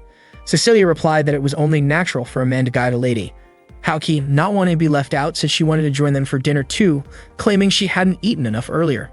Cecilia reminded her that eating too much could lead to weight gain, to which Haoki responded that she would just burn off the calories through her kendo training. Without hesitation, Haoki grabbed Ichika's right hand and insisted he join them both. Ichika had no chance of escaping because both of them playfully pinched him, not letting him go. After dinner, Ichika returned to his room, bringing some food for Charles. Charles thanked him and started eating right away, but was surprised to find that the meal came with chopsticks, something she didn't know how to use. Ichika offered to get her a fork, but Charles stopped him. Ichika told her that sometimes it was okay to rely on others. If she was always too modest or independent, she might miss out on things. He suggested that she start learning to lean on someone, specifically on him. Charles then asked Ichika to feed her. At first, he seemed hesitant, but eventually agreed, since he was the one who told her to rely on him from time to time. Ichika fed Charles, and she looked genuinely happy. Later that night, Laura was at the training arena, lost in thought. She was determined to eliminate Ichika, believing that he had stained Chifuyu's reputation. It was a regular morning in Class 1-1, and a few students were busy chatting about a rumor that had been spreading around. Whoever won the upcoming tournament would get to go on a date with Ichika. Haoki just sat at her desk, quietly observing the conversation. Cecilia asked if Ichika had actually agreed to this arrangement. Yuko explained that Ichika had no idea about it, and it seemed like it was a deal made among the girls themselves. Just then, Ichika and Charles arrived. Charles asked what they were all talking about, but the group quickly dispersed. Lingyan returned to her class, and Cecilia went back to her seat. Ichika, of course, was completely confused about what was going on. Earlier, Haoki had told Ichika that if she won the tournament, she wanted to spend time with him. That's why she was surprised this rumor had started going around.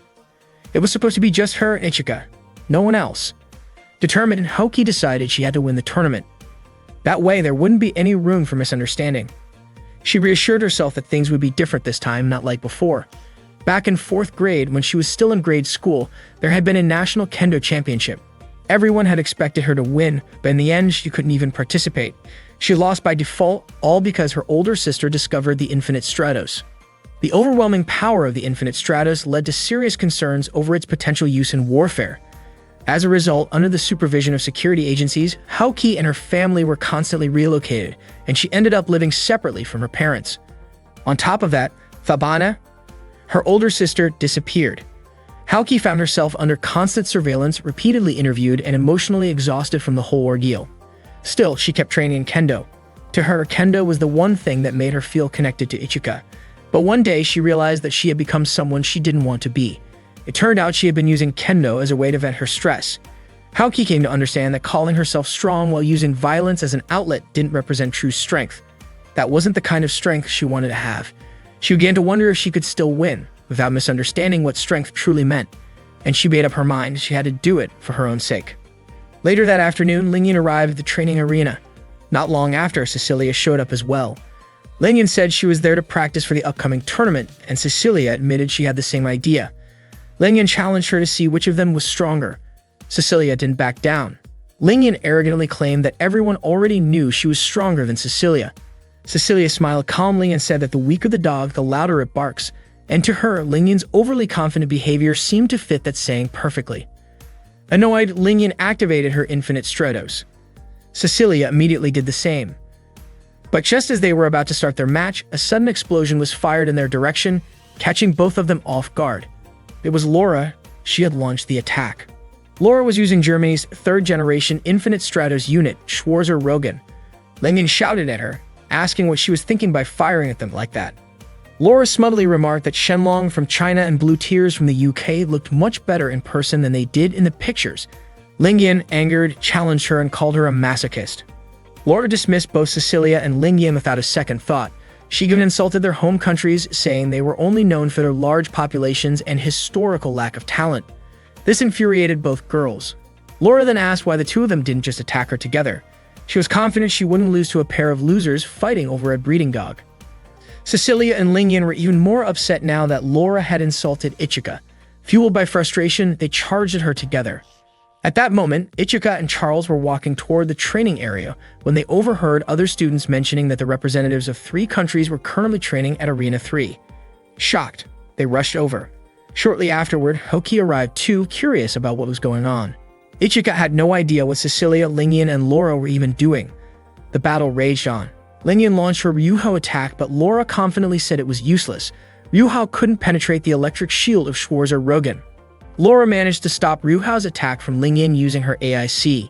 AIC, which stands for Active Inertial Canceller, is a third-generation weapon from Schwarzer-Rogan, also known as the Inertial Arrest ability.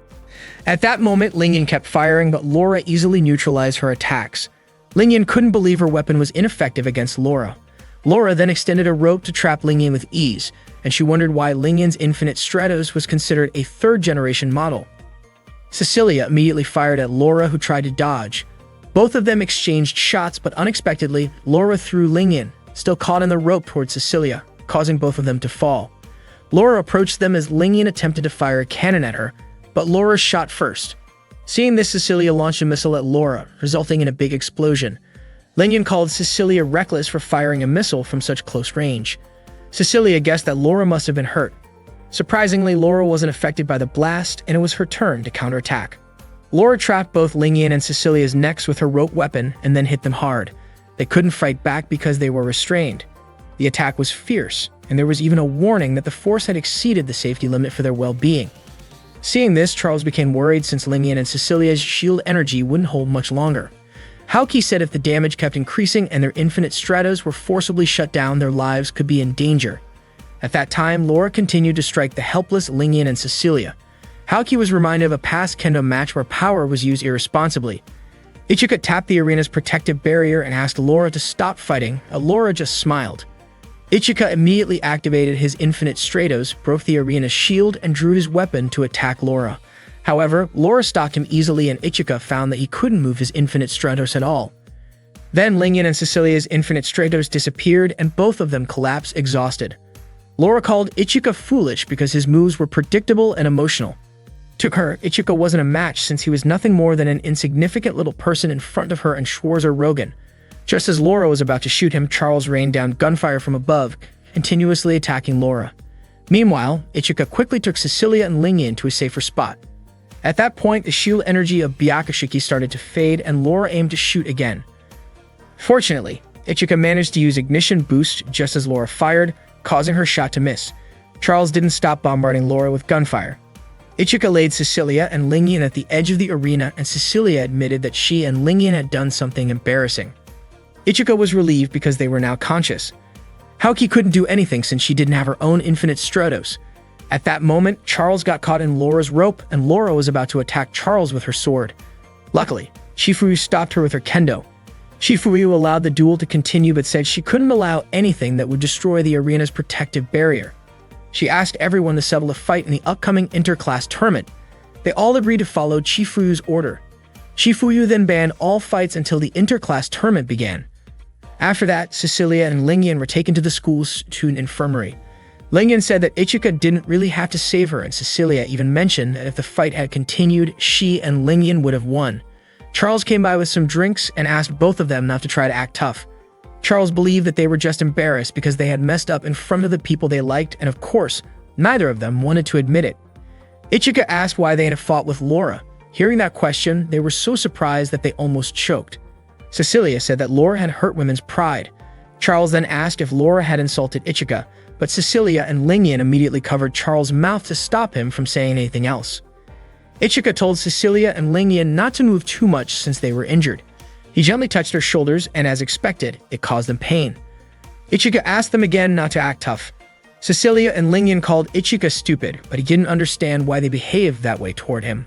Before long, some students came into the infirmary holding a notice that said for the upcoming class tournament, to make the battle simulation more realistic, students had to compete in pairs. Those who didn't choose their own partners would be assigned partners by lottery. Everyone wanted Ichika to be their partner. Ichika apologized because he had already teamed up with Charles. The students then left one by one. Ichika felt relieved, but then Lingyan asked him to be her partner because they had been friends since childhood. Cecilia forbade it, saying Lingyan should choose someone from her own class. Suddenly, Maya said that she couldn't allow Cecilia and Lingyan to participate in the tournament because the damage to their Infinite Stratos suits was beyond grade C. Cecilia and Lingyan couldn't accept this easily, but Maya insisted that they still couldn't join because their Infinite Stratos suits needed full repairs, and if not, it could cause serious malfunctions later on.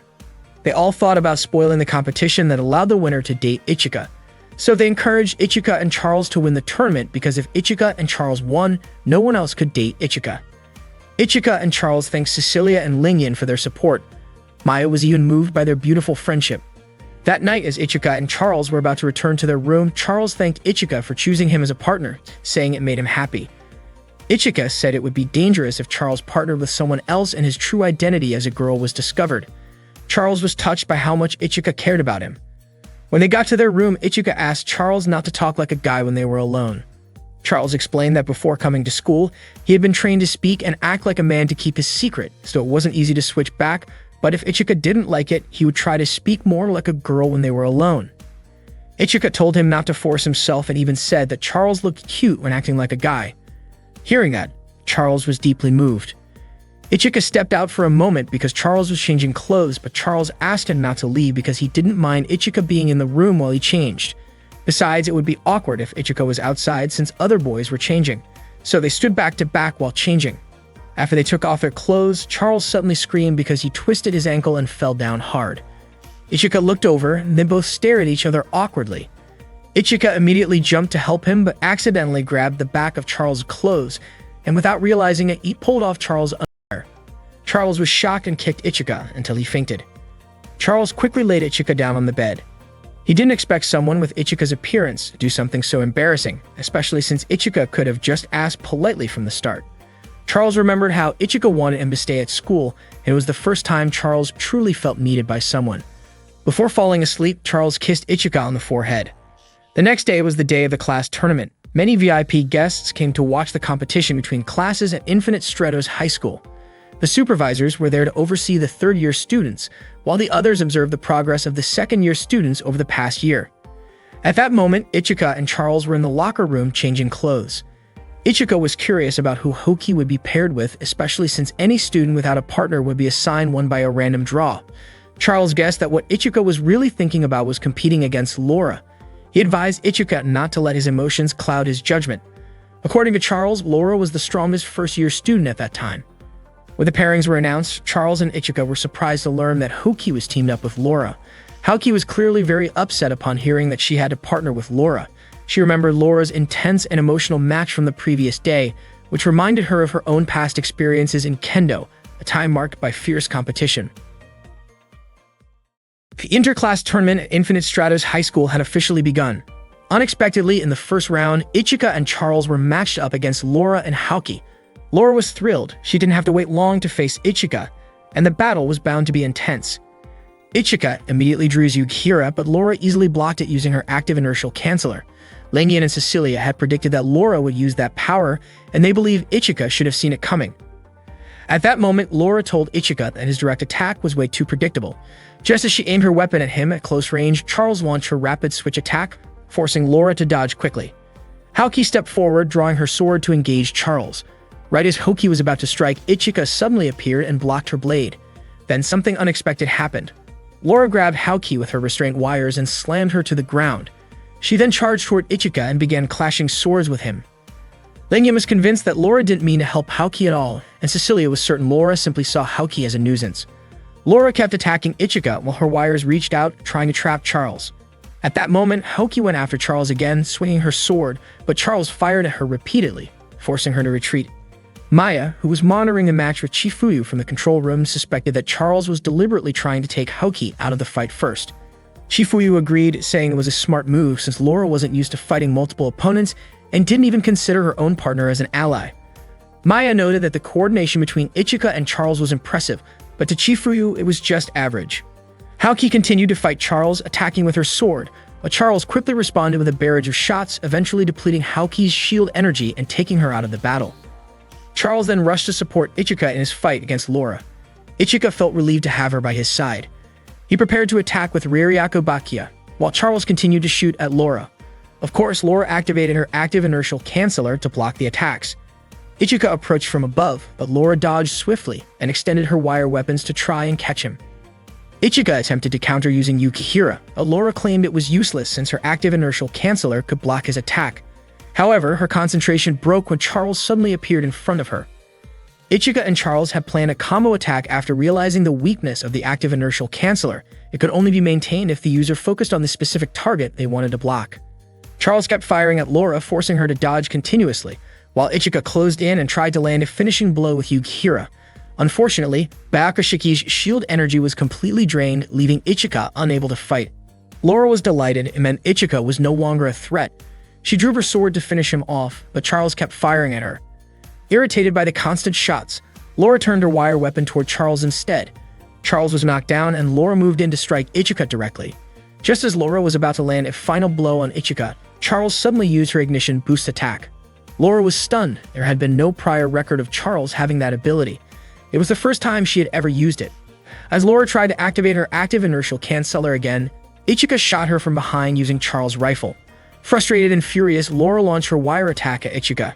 Charles quickly closed the distance and fired a shield pierce attack at point-blank range. The blast drastically reduced Laura's shield energy and sent her flying. The audience was stunned. Ichika and Charles had actually managed to disable Laura. But it wasn't over. Charles rushed toward Laura and delivered a powerful follow-up strike. Laura cried out, refusing to accept defeat in that match. About Laura's story, Laura was created, born, raised, and trained solely for battle. She was unique, designed to be the best, at least until the invention of the Infinite Stratos weapon system.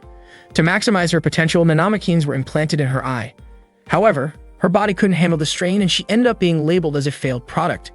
Things began to change when she met Chifuyu. To Laura, Chifuyu was an incredible instructor. Thanks to Chifuyu's guidance and her role in the Infinite Stratos military force, Laura eventually became one of the strongest members of the unit. She deeply admired Chifuyu, often wondering what made her so powerful and how someone could have such strength while still maintaining a kind expression. Chifuyu became someone Laura deeply respected, someone she saw as strong, honorable, and special. Because of this, Laura couldn't forgive anyone who tried to change Chifuyu, and she refused to accept any version of her that wasn't true to who she really was. During a battle against Ichika and Charles, Laura nearly lost all her strength.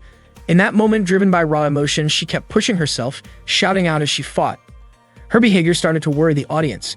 Chifuyu instructed Maya to issue a Level D emergency warning. At that point, Laura's body began merging with her Infinite Stratos unit, turning into a massive, out-of-control form. A danger alert was broadcast, and the match was immediately cancelled. Instructors were dispatched right away to handle the situation. Guests and students were told to evacuate the area. As Laura's body continued to grow, Ichika noticed that the monstrous version of her was wielding Yukihira, the same weapon used by Chifuyu. Watching from the control room, Maya commented that this transformation was different from the previous incident that happened on the moon. She was curious about what exactly had happened to Laura. Laura's new form had turned into a giant black Infinite Stratos unit. Ichika stepped forward to try and stop her, but Laura's attack was too powerful and knocked him out of his unit. Her sword strike even injured his arm. Ichika recognized the move. He realized it was the very first sword technique he had learned from Chifuyu. He figured Laura must have been copying Chifuyu's style. As Laura moved in again, Ichika tried to strike back, but Hoki stopped him. He was frustrated because, from his perspective, Laura was the one who started all of this, and he wanted to put an end to it himself. Meanwhile, back in the control room, Maya noticed that Laura had suddenly stopped moving. Chifuyu guessed it was probably an automated defense program that reacted to movement or weapons. Maya wondered what Laura's state of consciousness was like during that moment. Back on the field, Ichika was still trying to break free from Hoki's grasp. To snap him out of it, Hoki slapped him. Ichika then explained that Laura had mimicked one of Chifuyu's sword techniques, a technique that to him belonged only to her. This reminded him of something Chifuyu had taught him long ago. A sword is meant to be wielded, not to wield its user.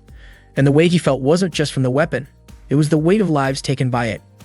Ichika stood frozen, unsure of what to do next. Haoki asked how he planned to fight when his Byakushiki had no energy left. Seeing reinforcements arrive, she told him this situation could be resolved even without him. But Ichika replied that it wasn't about whether he had to do it was because he wanted to. Annoyed, Haoki asked what it was he really wanted to do. Just then, Charles offered to transfer some of her energy to Ichika using the core bypass revive system. After giving him her energy, Charles asked Ichika to promise that he wouldn't lose. He agreed, saying that if he lost, he wouldn't even be worthy of being called a man. Charles smiled and jokingly said that if he did lose, he'd have to wear a girl's uniform to school the next day.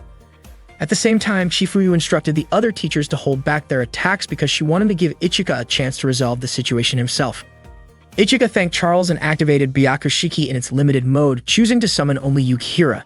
Before heading into the fight, Haoki reminded him not to die in this battle. Ichika asked Haoki to trust him and just wait for him because he promised he would win. He stepped forward and activated Raryaku Bakia. With a single strike, he was able to defeat the monster that had taken over Laura. Her body was released from the monstrous form and Ichika caught her just as she was about to collapse. Laura, weak and confused, asked him why he had become so strong and how he managed to gain such power. Ichika told her that he wasn't strong by nature. If he appeared strong, it was only because he had chosen to become strong, because there was something he wanted to do with that strength. He wanted to protect someone. He wanted to fight for others sincerely. That was why he wanted to protect Laura too. Later, Laura woke up in the student infirmary, confused and not understanding what had just happened to her. Chifuyu was sitting next to her bed and explained that there was actually a sensitive issue that needed to be kept confidential. Chifuyu told her that according to the Infinite Stratos Agreement, any use, production, or research involving the Valkyrie Trace system was strictly prohibited. However, the AIS system installed in Laura's unit had been secretly equipped with it. The system had been programmed to activate under certain mental conditions, such as extreme emotional stress, physical damage, and a strong desire to fight. Chifuyu made it clear that Laura didn't need to be anyone else. She wanted Laura to live as herself, and to never try to become another version of Chifuyu again. After Chifuyu left the room, Laura quietly laughed to herself. That night, Charlotte and Ichika were having dinner together in the cafeteria. They talked about how the tournament had been cancelled. From across the room, Naji, Suyuka, and Erika were watching them. They looked disappointed, knowing they had lost their chance to go on a date with Ichika because of the cancellation. They quickly ran off in frustration. At that moment, Haoki was also nearby. Ichika approached her and brought up the promise they had made. He told her he didn't mind keeping her company. Haoki was caught off guard and asked if he was really serious. She wanted to know the reason. Ichika explained that he just wanted to fulfill a request from his childhood friend to go shopping together. Unfortunately, that answer annoyed her, and she kicked him in frustration. Charlotte came over and asked if Ichika had said that on purpose. Not long after, Maya arrived with some good news.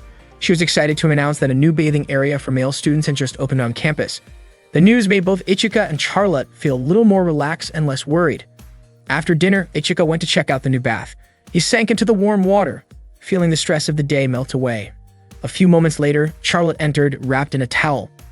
Ichika was surprised to see her. She shyly asked him not to look her way. Ichika quickly apologized and turned his head away. Charlotte quietly stepped into the bath and sat behind him. Ichika, still surprised, asked why she had come in too. Charlotte asked if he didn't want to bathe with her. Ichika said he didn't mean it like that. She offered to leave if it made him uncomfortable. But Ichika said he would leave instead if one of them had to. Charlotte insisted he stay. There was something important she wanted to talk about. They both stayed in the bath, sitting back to back. Charlotte explained that she had decided to stay at Infinite Stratos Academy just like Ichika had wished. She chose to remain there because he was there too. Ichika was visibly surprised, his face growing tense as Charlotte's hand gently touched his. She said she wanted to be honest with him and show her true self in that moment. Then she turned around and gently hugged Ichika from behind. He became even more flustered.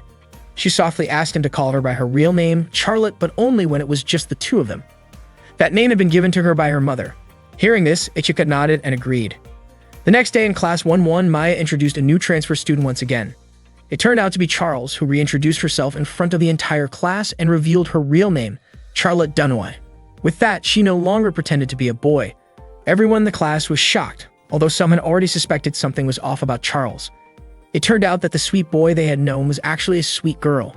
The class started questioning Ichika, assuming he must have known the truth, especially since he and Charles had shared the bath the previous day. Just then, Lingyan stormed into Class 1-1 in her Infinite Stratos unit, clearly furious.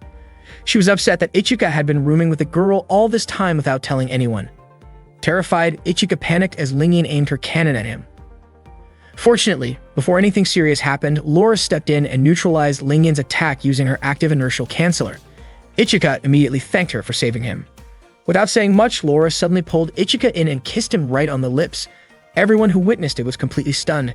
They didn't expect Laura to act that boldly.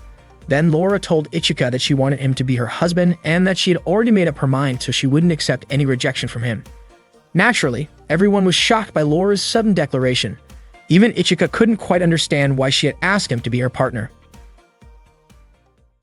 One day, Thabana's phone rang and she picked it up with her usual over-the-top flair. Haoki, who was nearby, didn't want to hear any of it. Thabana quickly told Haoki not to hang up. Haoki greeted her, but Thabana had already guessed what Haoki was going to say.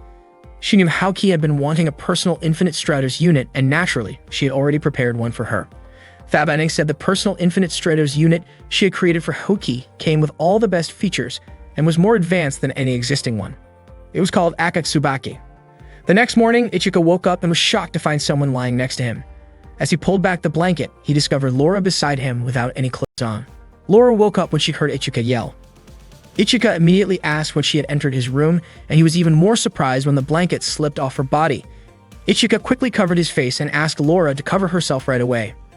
Laura responded by saying that she didn't think husbands and wives should hide anything from each other. She had already considered herself his wife. Ichika was puzzled and asked what was going on with her. Laura explained that she had learned Japanese people call the ones they love wife. Ichika was confused and wondered who had told her such misleading information. Then Laura grabbed Ichika's hands and said he needed to improve his relationship skills, and she was even willing to help him learn if he needed it. Just then, Haoki barged into Ichika's room and invited him to do morning training. She was shocked when she saw Laura there, especially since Laura still wasn't dressed. Laura accused Haoki of having no manners for walking into a couple's room like that. That comment immediately set Haoki off.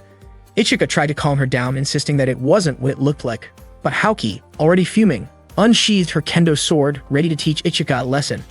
Later that day, Haoki was riding a train with Charlotte. On the way, she told Charlotte that her morning had started off badly. Charlotte asked why Ichika had only invited her.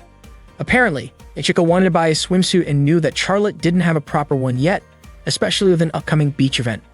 Charlotte thought that reason sounded exactly like what she had expected. At the time, Ichika still called Charlotte by her old alias, Charles, which led her to immediately correct him. She said any guy who played with a girl's heart deserved to be kicked by a horse. Ichika didn't understand why Charlotte suddenly said something so intense, but he actually agreed that guys like that did deserve it. After getting off the train, Ichika was confused by Charlotte's angry expression. Charlotte said she would forgive him if he agreed to hold hands with her. Ichika complied, saying it would be dangerous to get separated in an unfamiliar city, and asked her to hold his hand tightly. Charlotte couldn't believe how oblivious he was to her feelings. Meanwhile, Lingyan and Cecilia had been secretly following them. Lingyan was furious to see Ichika and Charlotte holding hands and activated a small part of her Infinite Stratos unit out of frustration. Unexpectedly, Laura had also been tailing Ichika. Both Lingyan and Cecilia were surprised to see her. Laura explained that she had no intention of hurting Lingyan or Cecilia. However, Cecilia remained suspicious and asked what Laura's intentions really were. Laura simply said she wanted to join Ichika and Charlotte. Lingyan commented that before facing an opponent, it was better to gather information. Cecilia agreed and said they should keep watching Ichika and Charlotte to observe how close they had really become. In the end, Laura, Cecilia, and Lingyan all decided to continue monitoring them. During their outing, Ichika asked Charlotte if she wanted to come up with a new nickname since Charlotte wasn't as special anymore now that everyone knew her real name. He suggested calling her Charl because it was shorter and easier to say. Charlotte was overjoyed to receive a personal nickname from Ichika. Her face lit up so brightly that Ichika felt sure she loved it. Her eyes sparkled at the thought that she might be someone special to Ichika. After that, the two of them continued walking around and checking out different shops. Suddenly, Ichika asked Charlotte to go ahead without him because he needed to buy something else. At the same shopping mall, Da and Ron were also out shopping together.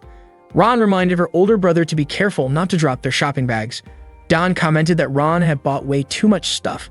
She explained that she was shopping for the upcoming third-year summer event, which she thought was really special. According to her, she needed swimsuits for the pool, the beach, for serious occasions, very serious occasions, and ultra-serious ones, so that everything would be perfectly prepared. Just then, Ichika showed up and greeted them. Ron let out a loud squeal when she saw Ichika suddenly standing right behind her. Don asked if Ichika was shopping too, and Ichika said yes. He then remarked on how much Don had in his hands. Ichika asked if it was all swimwear. Don explained that his little sister had gotten a bit too excited and picked out a bunch of swimsuits to show Ichika. Feeling embarrassed, Ran quickly gave her brother a light kick. Then she turned to Ichika and asked if he was also shopping for a swimsuit.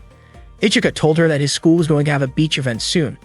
Ron mumbled that if she had known Ichika would be there, she would have asked him to help pick a swimsuit for her. Ryan then mentioned that next year she would be a first year at Ichika's school. She said that Infinite Stratos was her top choice, and she couldn't wait to meet Ichika there. Ichika encouraged her, wishing her the best. As Ron turned around to look for her brother, Charlotte quickly pulled Ichika away and took him elsewhere. Ron was surprised to see Ichika vanish so suddenly. At that moment, Charlotte had taken Ichika to a fitting room in the swimwear store. Ichika asked why she was dragging him there. Charlotte admitted she wanted him to see how she looked in the swimsuit she had picked. Ichika was confused and asked why she brought him into a fitting room. Charlotte told him to stay quiet. She had realized that Lingyan, Cecilia, and Laura had been secretly following them. Meanwhile, the three of them were wandering around, clearly lost and unsure of where Ichika had gone. Cecilia suspected that Ichika and Charlotte might have noticed they were being tailed. Laura, meanwhile, was realizing just how many kinds of swimsuits there were. She overheard some customers talking, saying that if someone bought a plain swimsuit, their boyfriend might not like it. According to them, even if everything else was perfect, wearing a boring swimsuit could be a big mistake. Back inside the fitting room, Charlotte was still keeping an eye out. She knew that once the others found them, they would definitely try to get in her way. She asked Ichika to stay put in the changing room while she quickly tried on the swimsuit. As she began changing, Ichika got startled and quickly turned around. Charlotte seemed unsure of what to do next. Ichika grew more confused, not understanding what Charlotte was really trying to do. He couldn't believe Charlotte was actually getting changed, and he tried hard to push any awkward thoughts out of his head. To distract himself, he started mentally reciting the digits of pi. Not long after, Charlotte finished changing into her swimsuit. Ichika was stunned when he saw how she looked. She asked if the swimsuit looked weird on her. Ichika told her it suited her perfectly. Charlotte smiled and decided to go ahead and buy it. But unexpectedly, their voices were heard by Chifuyu, who happened to be in the store. She opened the fitting room door and found both of them inside.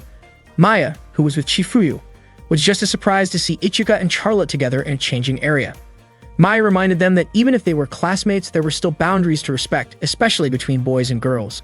They should not be in the same fitting room. At that moment, Lingyan realized there were teachers nearby and thought this definitely wasn't the right time to show up. She and Cecilia decided to keep watching from a distance. Meanwhile, Laura contacted her teammate Clarissa, who was stationed back at the Schwarzer Hayes base, to report the current situation. Clarissa asked if there was anything Laura needed at the moment. The people around Clarissa at the base were surprised to hear she was on the phone with Laura. Laura told her that she wanted to ask something about Ichika. Clarissa already knew about Ichika. He was Chifuyu's younger brother and also the person Laura had feelings for. Clarissa was actually the one who first came up with the idea of calling Ichika Laura's husband. Laura admitted she had no idea how to choose a swimsuit since there was going to be a beach trip soon and she didn't want to disappoint Ichika. Clarissa asked what kind of swimwear Laura had with her. Laura said she only brought one swimsuit from the academy. Clarissa was shocked and scolded her, saying that the school-issued swimsuit with its outdated style was basically inappropriate. Hearing that, Clarissa's friends praised her for her insight, joking that all the manga and anime she read had paid off. Clarissa decided to help Laura pick a more suitable swimsuit. The next day, the students of Infinite Stratas went to the beach together. Maya reminded everyone to head back to the inn before dinner. Hani invited Ichika to play volleyball, but suddenly, Lingyan jumped onto Ichika's shoulders. Seeing that, the others also wanted to turn sitting on Ichika's shoulders. At that point, Ichika tried to get Lingyan off of him. Not long after, Cecilia arrived and asked what Lingyan was doing on Ichika's shoulders. Lingyan said that Ichika was acting like a moving watchtower. Cecilia reminded Ichika of the promise they made on the bus. She then laid down and asked Ichika to apply sunscreen on her back. In her opinion, a real man wouldn't break a promise he made to a girl, so Ichika reluctantly agreed to help. As soon as Ichika's hand touched her back, Cecilia flinched and asked him to warm up his hands first before applying the sunscreen. Ichika admitted that he had never done anything like that before, so Cecilia forgave him, saying it was his first time anyway. Seeing Ichika applying sunscreen on Cecilia's back made the other girls feel a bit flustered, and they also asked Cecilia if they could borrow some of her sunscreen afterward. After Ichika finished applying sunscreen on her back, Cecilia asked him to help with areas she couldn't reach, like her legs and lower back. But before he could respond, Lingyan jumped in and applied the sunscreen instead. Cecilia burst out laughing because it tickled, and she accidentally yelled when Lingyan touched her lower back. Reflexively, Cecilia turned around to scold Lingyan, and in the process, Ichika accidentally caught a glimpse of her chest. Cecilia, startled, activated a small part of her is and lightly hit Ichika with it. Later, Ichika swam in the ocean with Lingyan. Lingyan challenged him to a race, and the loser had to treat the winner. She quickly took off, hoping to pull Ichika along with her, determined not to lose to either Laura or Cecilia. But suddenly, her leg cramped up, and she started struggling in the water. As Lingyan began sinking, Ichika quickly rescued her and brought her back to the surface. She felt safe and comforted in Ichika's arms.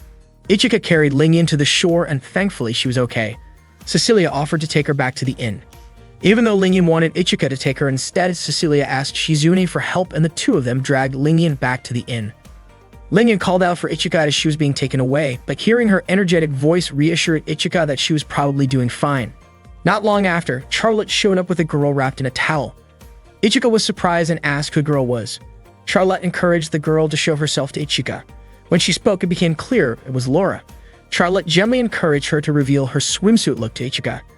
At that moment, Laura still felt nervous and was preparing herself. She quickly removed her towel to show her appearance to Ichika. In truth, she felt very shy and lacked confidence, but Ichika surprisingly told her that she looked very cute. Laura never expected Ichika to say something like that. It was the first time anyone had ever called her cute. Yuko and Hane reminded Ichika of his promise to play volleyball together. They played a 3-on-3 volleyball game, where Yuko passed the ball to the opponents, Charlotte sent the ball toward Ichika, and Ichika performed a spike. Luckily, Hane was able to hit the ball back, and then Eriko spiked it toward Laura. However, at that moment, Laura wasn't focused because she was still thinking about what Ichika had said to her. Laura ended up falling after the ball hit her face. Charlotte and Ichika rushed her side to check if she was okay. It turned out that Laura was still blushing because of Ichika's earlier compliment. Her cheeks turned red when Ichika called her name, and she ran to the beach, unable to face him. Ichika was confused and asked Charlotte what was going on with Laura and if they should go after her. Charlotte suggested they let Laura be. Not long after, Maya arrived because she was interested in the beach volleyball game. At that moment, Chifuyu showed up, stunning everyone with her appearance in a swimsuit. Yuko even commented that Chifuyu looked like a model. Maya and Chifuyu decided to join in on the volleyball game. Noticing that Ichika had been staring at Chifuyu for a while, Charlotte asked if Chifuyu was Ichika's ideal type. Ichika quickly denied it. According to Charlotte, Ichika's reaction was quite different compared to when he saw his other friends in swimsuits. Charlotte seemed a little insecure, especially now that Chifuyu had joined the match. Ichika told everyone to be careful because Chifuyu was very strong. They continued to play volleyball together, while Cecilia was still chasing Lingyan, who had run away from the inn. By accident, Lingyan bumped into Chifuyu, which shocked her. Meanwhile, Charlotte was calming Laura, who was still blushing from seeing Ichika. The students enjoyed their time on the beach, having fun and spending time together. In the afternoon, Chifuyu found Haoki alone arranging the beach. Chifuyu asked if there was something bothering Haoki as she had been lost in thought. She wondered if it had something to do with Thabane. Chifuyu mentioned that she had called Thabane the day before, and it turned out that Thabane had nothing to do with Laura's VT system. Chifuyu speculated that Thabane would appear tomorrow on July 7th. Haoki was eagerly anticipating the appearance of the Infinite Stratos created specifically for her, known as Akatsubaki. The students of Infinite Stratos High School went on a school trip to the beach. After soaking in the hot springs that night, they all had dinner together at a Japanese restaurant. Ichika was enjoying his sashimi and mentioned that the real wasabi served there tasted really good. Hearing this, Charlotte quickly ate all the wasabi on her plate, but unexpectedly, it was very spicy. Ichika asked if she was okay. Charlotte felt the sharp, intense spiciness from the wasabi she had eaten. Ichika handed her a drink and told her not to hold back in moments like that. Ichika noticed Cecilia looking uncomfortable sitting cross-legged. He suggested that she switch to a chair if sitting that way was too hard, but Cecilia said she was fine. According to her, that was nothing compared to the effort she had made to get the seat next to Ichika. Ichika caught a faint murmur from Cecilia about her seat, and Charlotte told him that women always have secrets. Ichika looked over at Haoki, wondering why she seemed upset. Seeing Cecilia struggling with the cross-legged position, Ichika offered to feed her. He almost mentioned that he had fed Charlotte before, but Charlotte quickly silenced him. Cecilia was of course happy to hear Ichika wanted to feed her, and she eagerly handed him her chopsticks. Watching Ichika feed Cecilia, the other friends felt a bit jealous, calling Cecilia sneaky for making Ichika feed her. The students became noisy. At that moment, Haoki wondered if Ichika had forgotten that tomorrow was July 7th. Hearing the commotion, Chifuyu appeared and asked everyone to eat quietly. She told Ichika not to cause any more trouble because it was starting to bother her. After Chifuyu left, Cecilia looked a little shy and Ichika whispered to her to just come to his room later. Hearing that, Cecilia's face flushed red. That night, Eriko, Yuko, and Hane looked bored. They had prepared various games to play with Ichika, but it was all useless since Ichika shared a room with Chifuyu. Meanwhile, Cecilia was smiling to herself as she had prepared some special underwear to meet Ichika. Hane, curious, approached Cecilia and exclaimed that Cecilia was wearing very tempting lingerie. Cecilia was immediately startled and embarrassed. Eriko and Yuko then urged Cecilia to take off her outer clothes. They forcibly opened her kimono and saw that her underwear was indeed quite alluring. They called Cecilia a brave and daring girl. Cecilia insisted she was not being bold and that it was just good manners. That night, Cecilia went to Ichika's room to see him, feeling very excited to meet him. Suddenly, Cecilia saw Charlotte, Lingyan, Laura, and Haoki eavesdropping outside Ichika's door. She approached them and asked what they were doing. Lingyan told Cecilia to be quiet and listen to the conversation inside the room. From what they overheard between Chifuyu and Ichika, they suspected something inappropriate was happening. Cecilia was shocked and puzzled, asking what was really going on inside the room. She moved closer to the door, but the door couldn't hold the weight of 5 people and collapsed. It turned out Ichika was giving Chifuyu a massage. Chifuyu was surprised by what the 5 of them were doing. Charlotte said she had just realized that Chifuyu was being massaged. Ichika asked what they had actually thought was happening. Laura nearly blurted out that they assumed Ichika was doing something inappropriate, but her friends quickly stopped her. Chifuyu told them that Ichika was good at massages and suggested they take turns getting massaged by him. Everyone was surprised to hear that. Ichika then asked Cecilia to be the first one he would massage. It turned out that Ichika's invitation for Cecilia to come to his room was actually so he could give her a massage. Cecilia was very happy and immediately lay down on the futon. During the first massage, Cecilia felt a bit of pain, so Ichika softened his touch.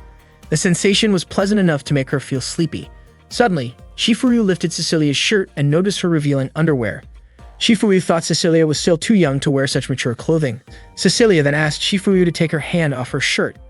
After that, Chifuyu asked Ichika to buy some drinks, then invited the 5 of them to chat together. Chifuyu was surprised to see all 5 of them sitting quietly, apparently feeling awkward since it was their first time talking to her like that. After they drank, Chifuyu asked what they liked about Ichika. She mentioned that Ichika was useful because he could do household chores like cooking and giving massages. She was sure any girl who had Ichika would be lucky. Then Chifuyu asked if any of the 5 girls wanted Ichika.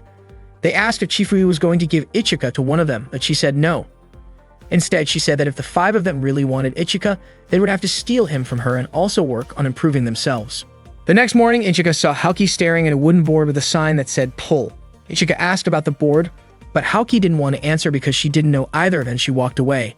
Soon after, Cecilia came over to Ichika. Ichika pulled the object hidden beneath the wooden board, which caused him to fall backward. Suddenly, a large object fell, and inside it was Thabane. Ichika quickly greeted Thabane since they hadn't seen each other in a while. Thabane asked where Haoki was. She said she could locate Haoki using her radar and immediately started searching. Cecilia asked Ichika who the visitor was. Ichika explained that the person was Thabane, Haoki's older sister. Cecilia was surprised to hear this. That afternoon, Chifuyu gathered the students who already owned their personal Infinite Stratos to practice near the river. Lingyan asked if Haoki didn't have her own Infinite Stratos yet. Just as Chifuyu was about to explain, Thabane swooped down toward her. Thabane tried to hug Chifuyu, but Chifuyu gently stopped her. Thabane was so excited because she hadn't seen Haoki in a long time and noticed how much she had grown, especially in the chest area. Hearing this, Haoki immediately swatted her. Chifuyu asked Thabane to introduce herself. Thabane gave her name and proudly claimed to be a genius in front of the students. Charlotte recognized the name Thabane as the brilliant scientist who created the Infinite Stratos. Then Thabane summoned Haoki's personal Infinite Stratos called Akatsubaki. She explained that her model was superior to all other Infinite Stratos units. Akatsubaki was her 4th-generation creation. Everyone was amazed because most countries were only releasing 3rd-generation models. Thabane asked Haoki to get inside her personal Infinite Stratos right away. She said she had already input some of Haoki's data and the rest would be updated with the latest information. Lingyan was impressed by how quickly Thabane uploaded the data. After successfully sensing the data, Thabane told Haoki to start testing the unit. If everything went well, the Infinite Stratos should move exactly as Haoki wanted. Haoki immediately flew up into the air. Lingyan and Charlotte were surprised at how fast the 4th-generation Infinite Stratos was. While Haoki was airborne, Thabane asked her to try using the swords. The sword on the right was called Amaduki. and the one on the left was Caraware. Haoki tested Amaduki, and its power was strong enough to cut through the clouds in the sky. Thabane asked Haoki to try stopping the cannon fire coming from her, and Haoki managed to deflect the shots. Haoki's friends were amazed by the power of that infinite Stratos. Suddenly, Maya arrived at the training site and informed Chifuyu that there was a special mission classified as Level A, and they needed to start figuring out how to handle it. Chifuyu then asked them to stop the trial because there was something important they had to deal with. Maya noticed Thabane and asked who the girl really was. When Chifuyu explained, Maya was surprised. They then headed back to their lodging. It turned out that 2 hours earlier, the third-generation Infinite Stratos developed jointly by the US and Israel had undergone a test near Hawaii. This Infinite Stratos was named Silverio Gospel, but it left the testing area and went out of control. Reportedly, Gospel was outside their radar coverage. According to the data, Gospel was an unmanned Infinite Stratos. After analyzing satellite data, it was confirmed that Gospel would cross the sky about 2 kilometers from their location in about 50 minutes. Following the school's orders, students who own their own personal Infinite Stratos were assigned to handle the situation. Chifuyu explained that the teachers would be monitoring the airspace and sea with training Infinite Stratos. The key to the mission's success was the use of personal Infinite Stratos. Specifically, the students' own machines were tasked with stopping Gospel.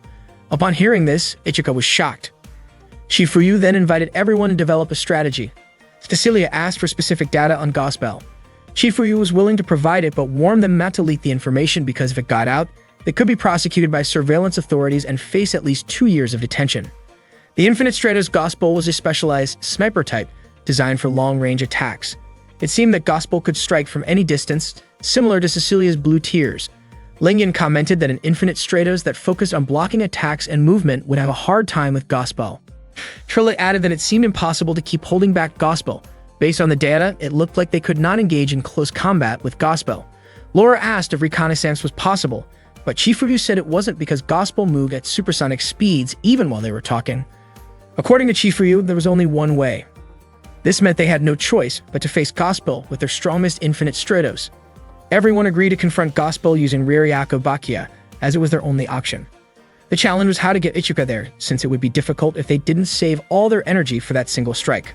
Laura suggested that they might need an Infinite Stratos fast enough to chase the target, which meant they also needed strong sensors. Ichika then asked if he was the one who had to step forward to face Gospel. All of his friends agreed that he should be the one.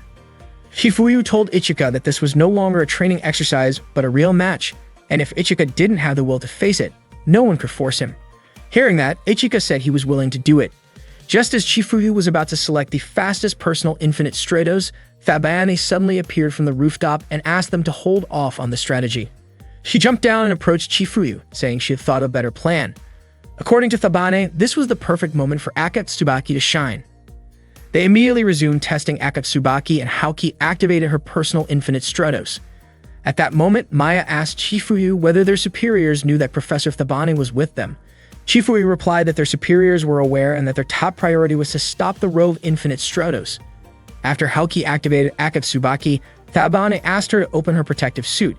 It turned out that the advantage of the 4th generation Infinite Stratos was its ability to expand the protective armor. Akatsubaki could also be called the evolution of Yukira 2. Suddenly, Thabane was reminded of an event involving the White Knight from 10 years ago. 10 years earlier, about a month after Thabane had discovered the Infinite Stratos 2341, missiles from all over the world were hijacked and launched toward Japan. During the global panic, a woman equipped with a silver Infinite Stratos appeared. She was nicknamed the White Knight because she destroyed all the missiles and then vanished toward the sunset as if it had all been an illusion. Thabane admitted that she was curious about who the White Knight really was, but Chifuyu was not curious at all. Thabane tried to mention the White Knight's chest size, but Chifuyu quickly hit her on the head. Thabane felt the pain and joked that her brain had split in two. Chifuyu actually thought it was a good thing because at that moment, Thabane could think more freely. Thabane was delighted and hugged Chifuyu. Chifuyu gently pushed Thabane away and asked how much time Thabane would need to tune Akatsubaki. Suddenly, Cecilia said that she was confident she and Blue Tears would succeed. With the high-mobility equipment, a strike gunner was immediately dispatched to her. Chifuyu asked if the capabilities of that equipment had been proven yet, but it had not. Thabane informed them that she would need about 7 minutes to calibrate Akatsubaki. With that, Chifuyu decided that Ichika and Haoki would be the keys to the mission. They were tasked with chasing and stopping the target. Chifuyu told everyone to get ready because they would start in 30 minutes. At that moment, Haoki and Ichika exchanged glances to encourage and support each other for the mission ahead. Seeing this, Thabane teased Haoki and asked her not to look so glum. Thabane then immediately started tuning Akatsuki, while Ichika reassured himself that he could finish the mission successfully, knowing that only he could deliver the final strike. Meanwhile, Hoki was just beginning to understand what it felt like to have her own infinite Stratos.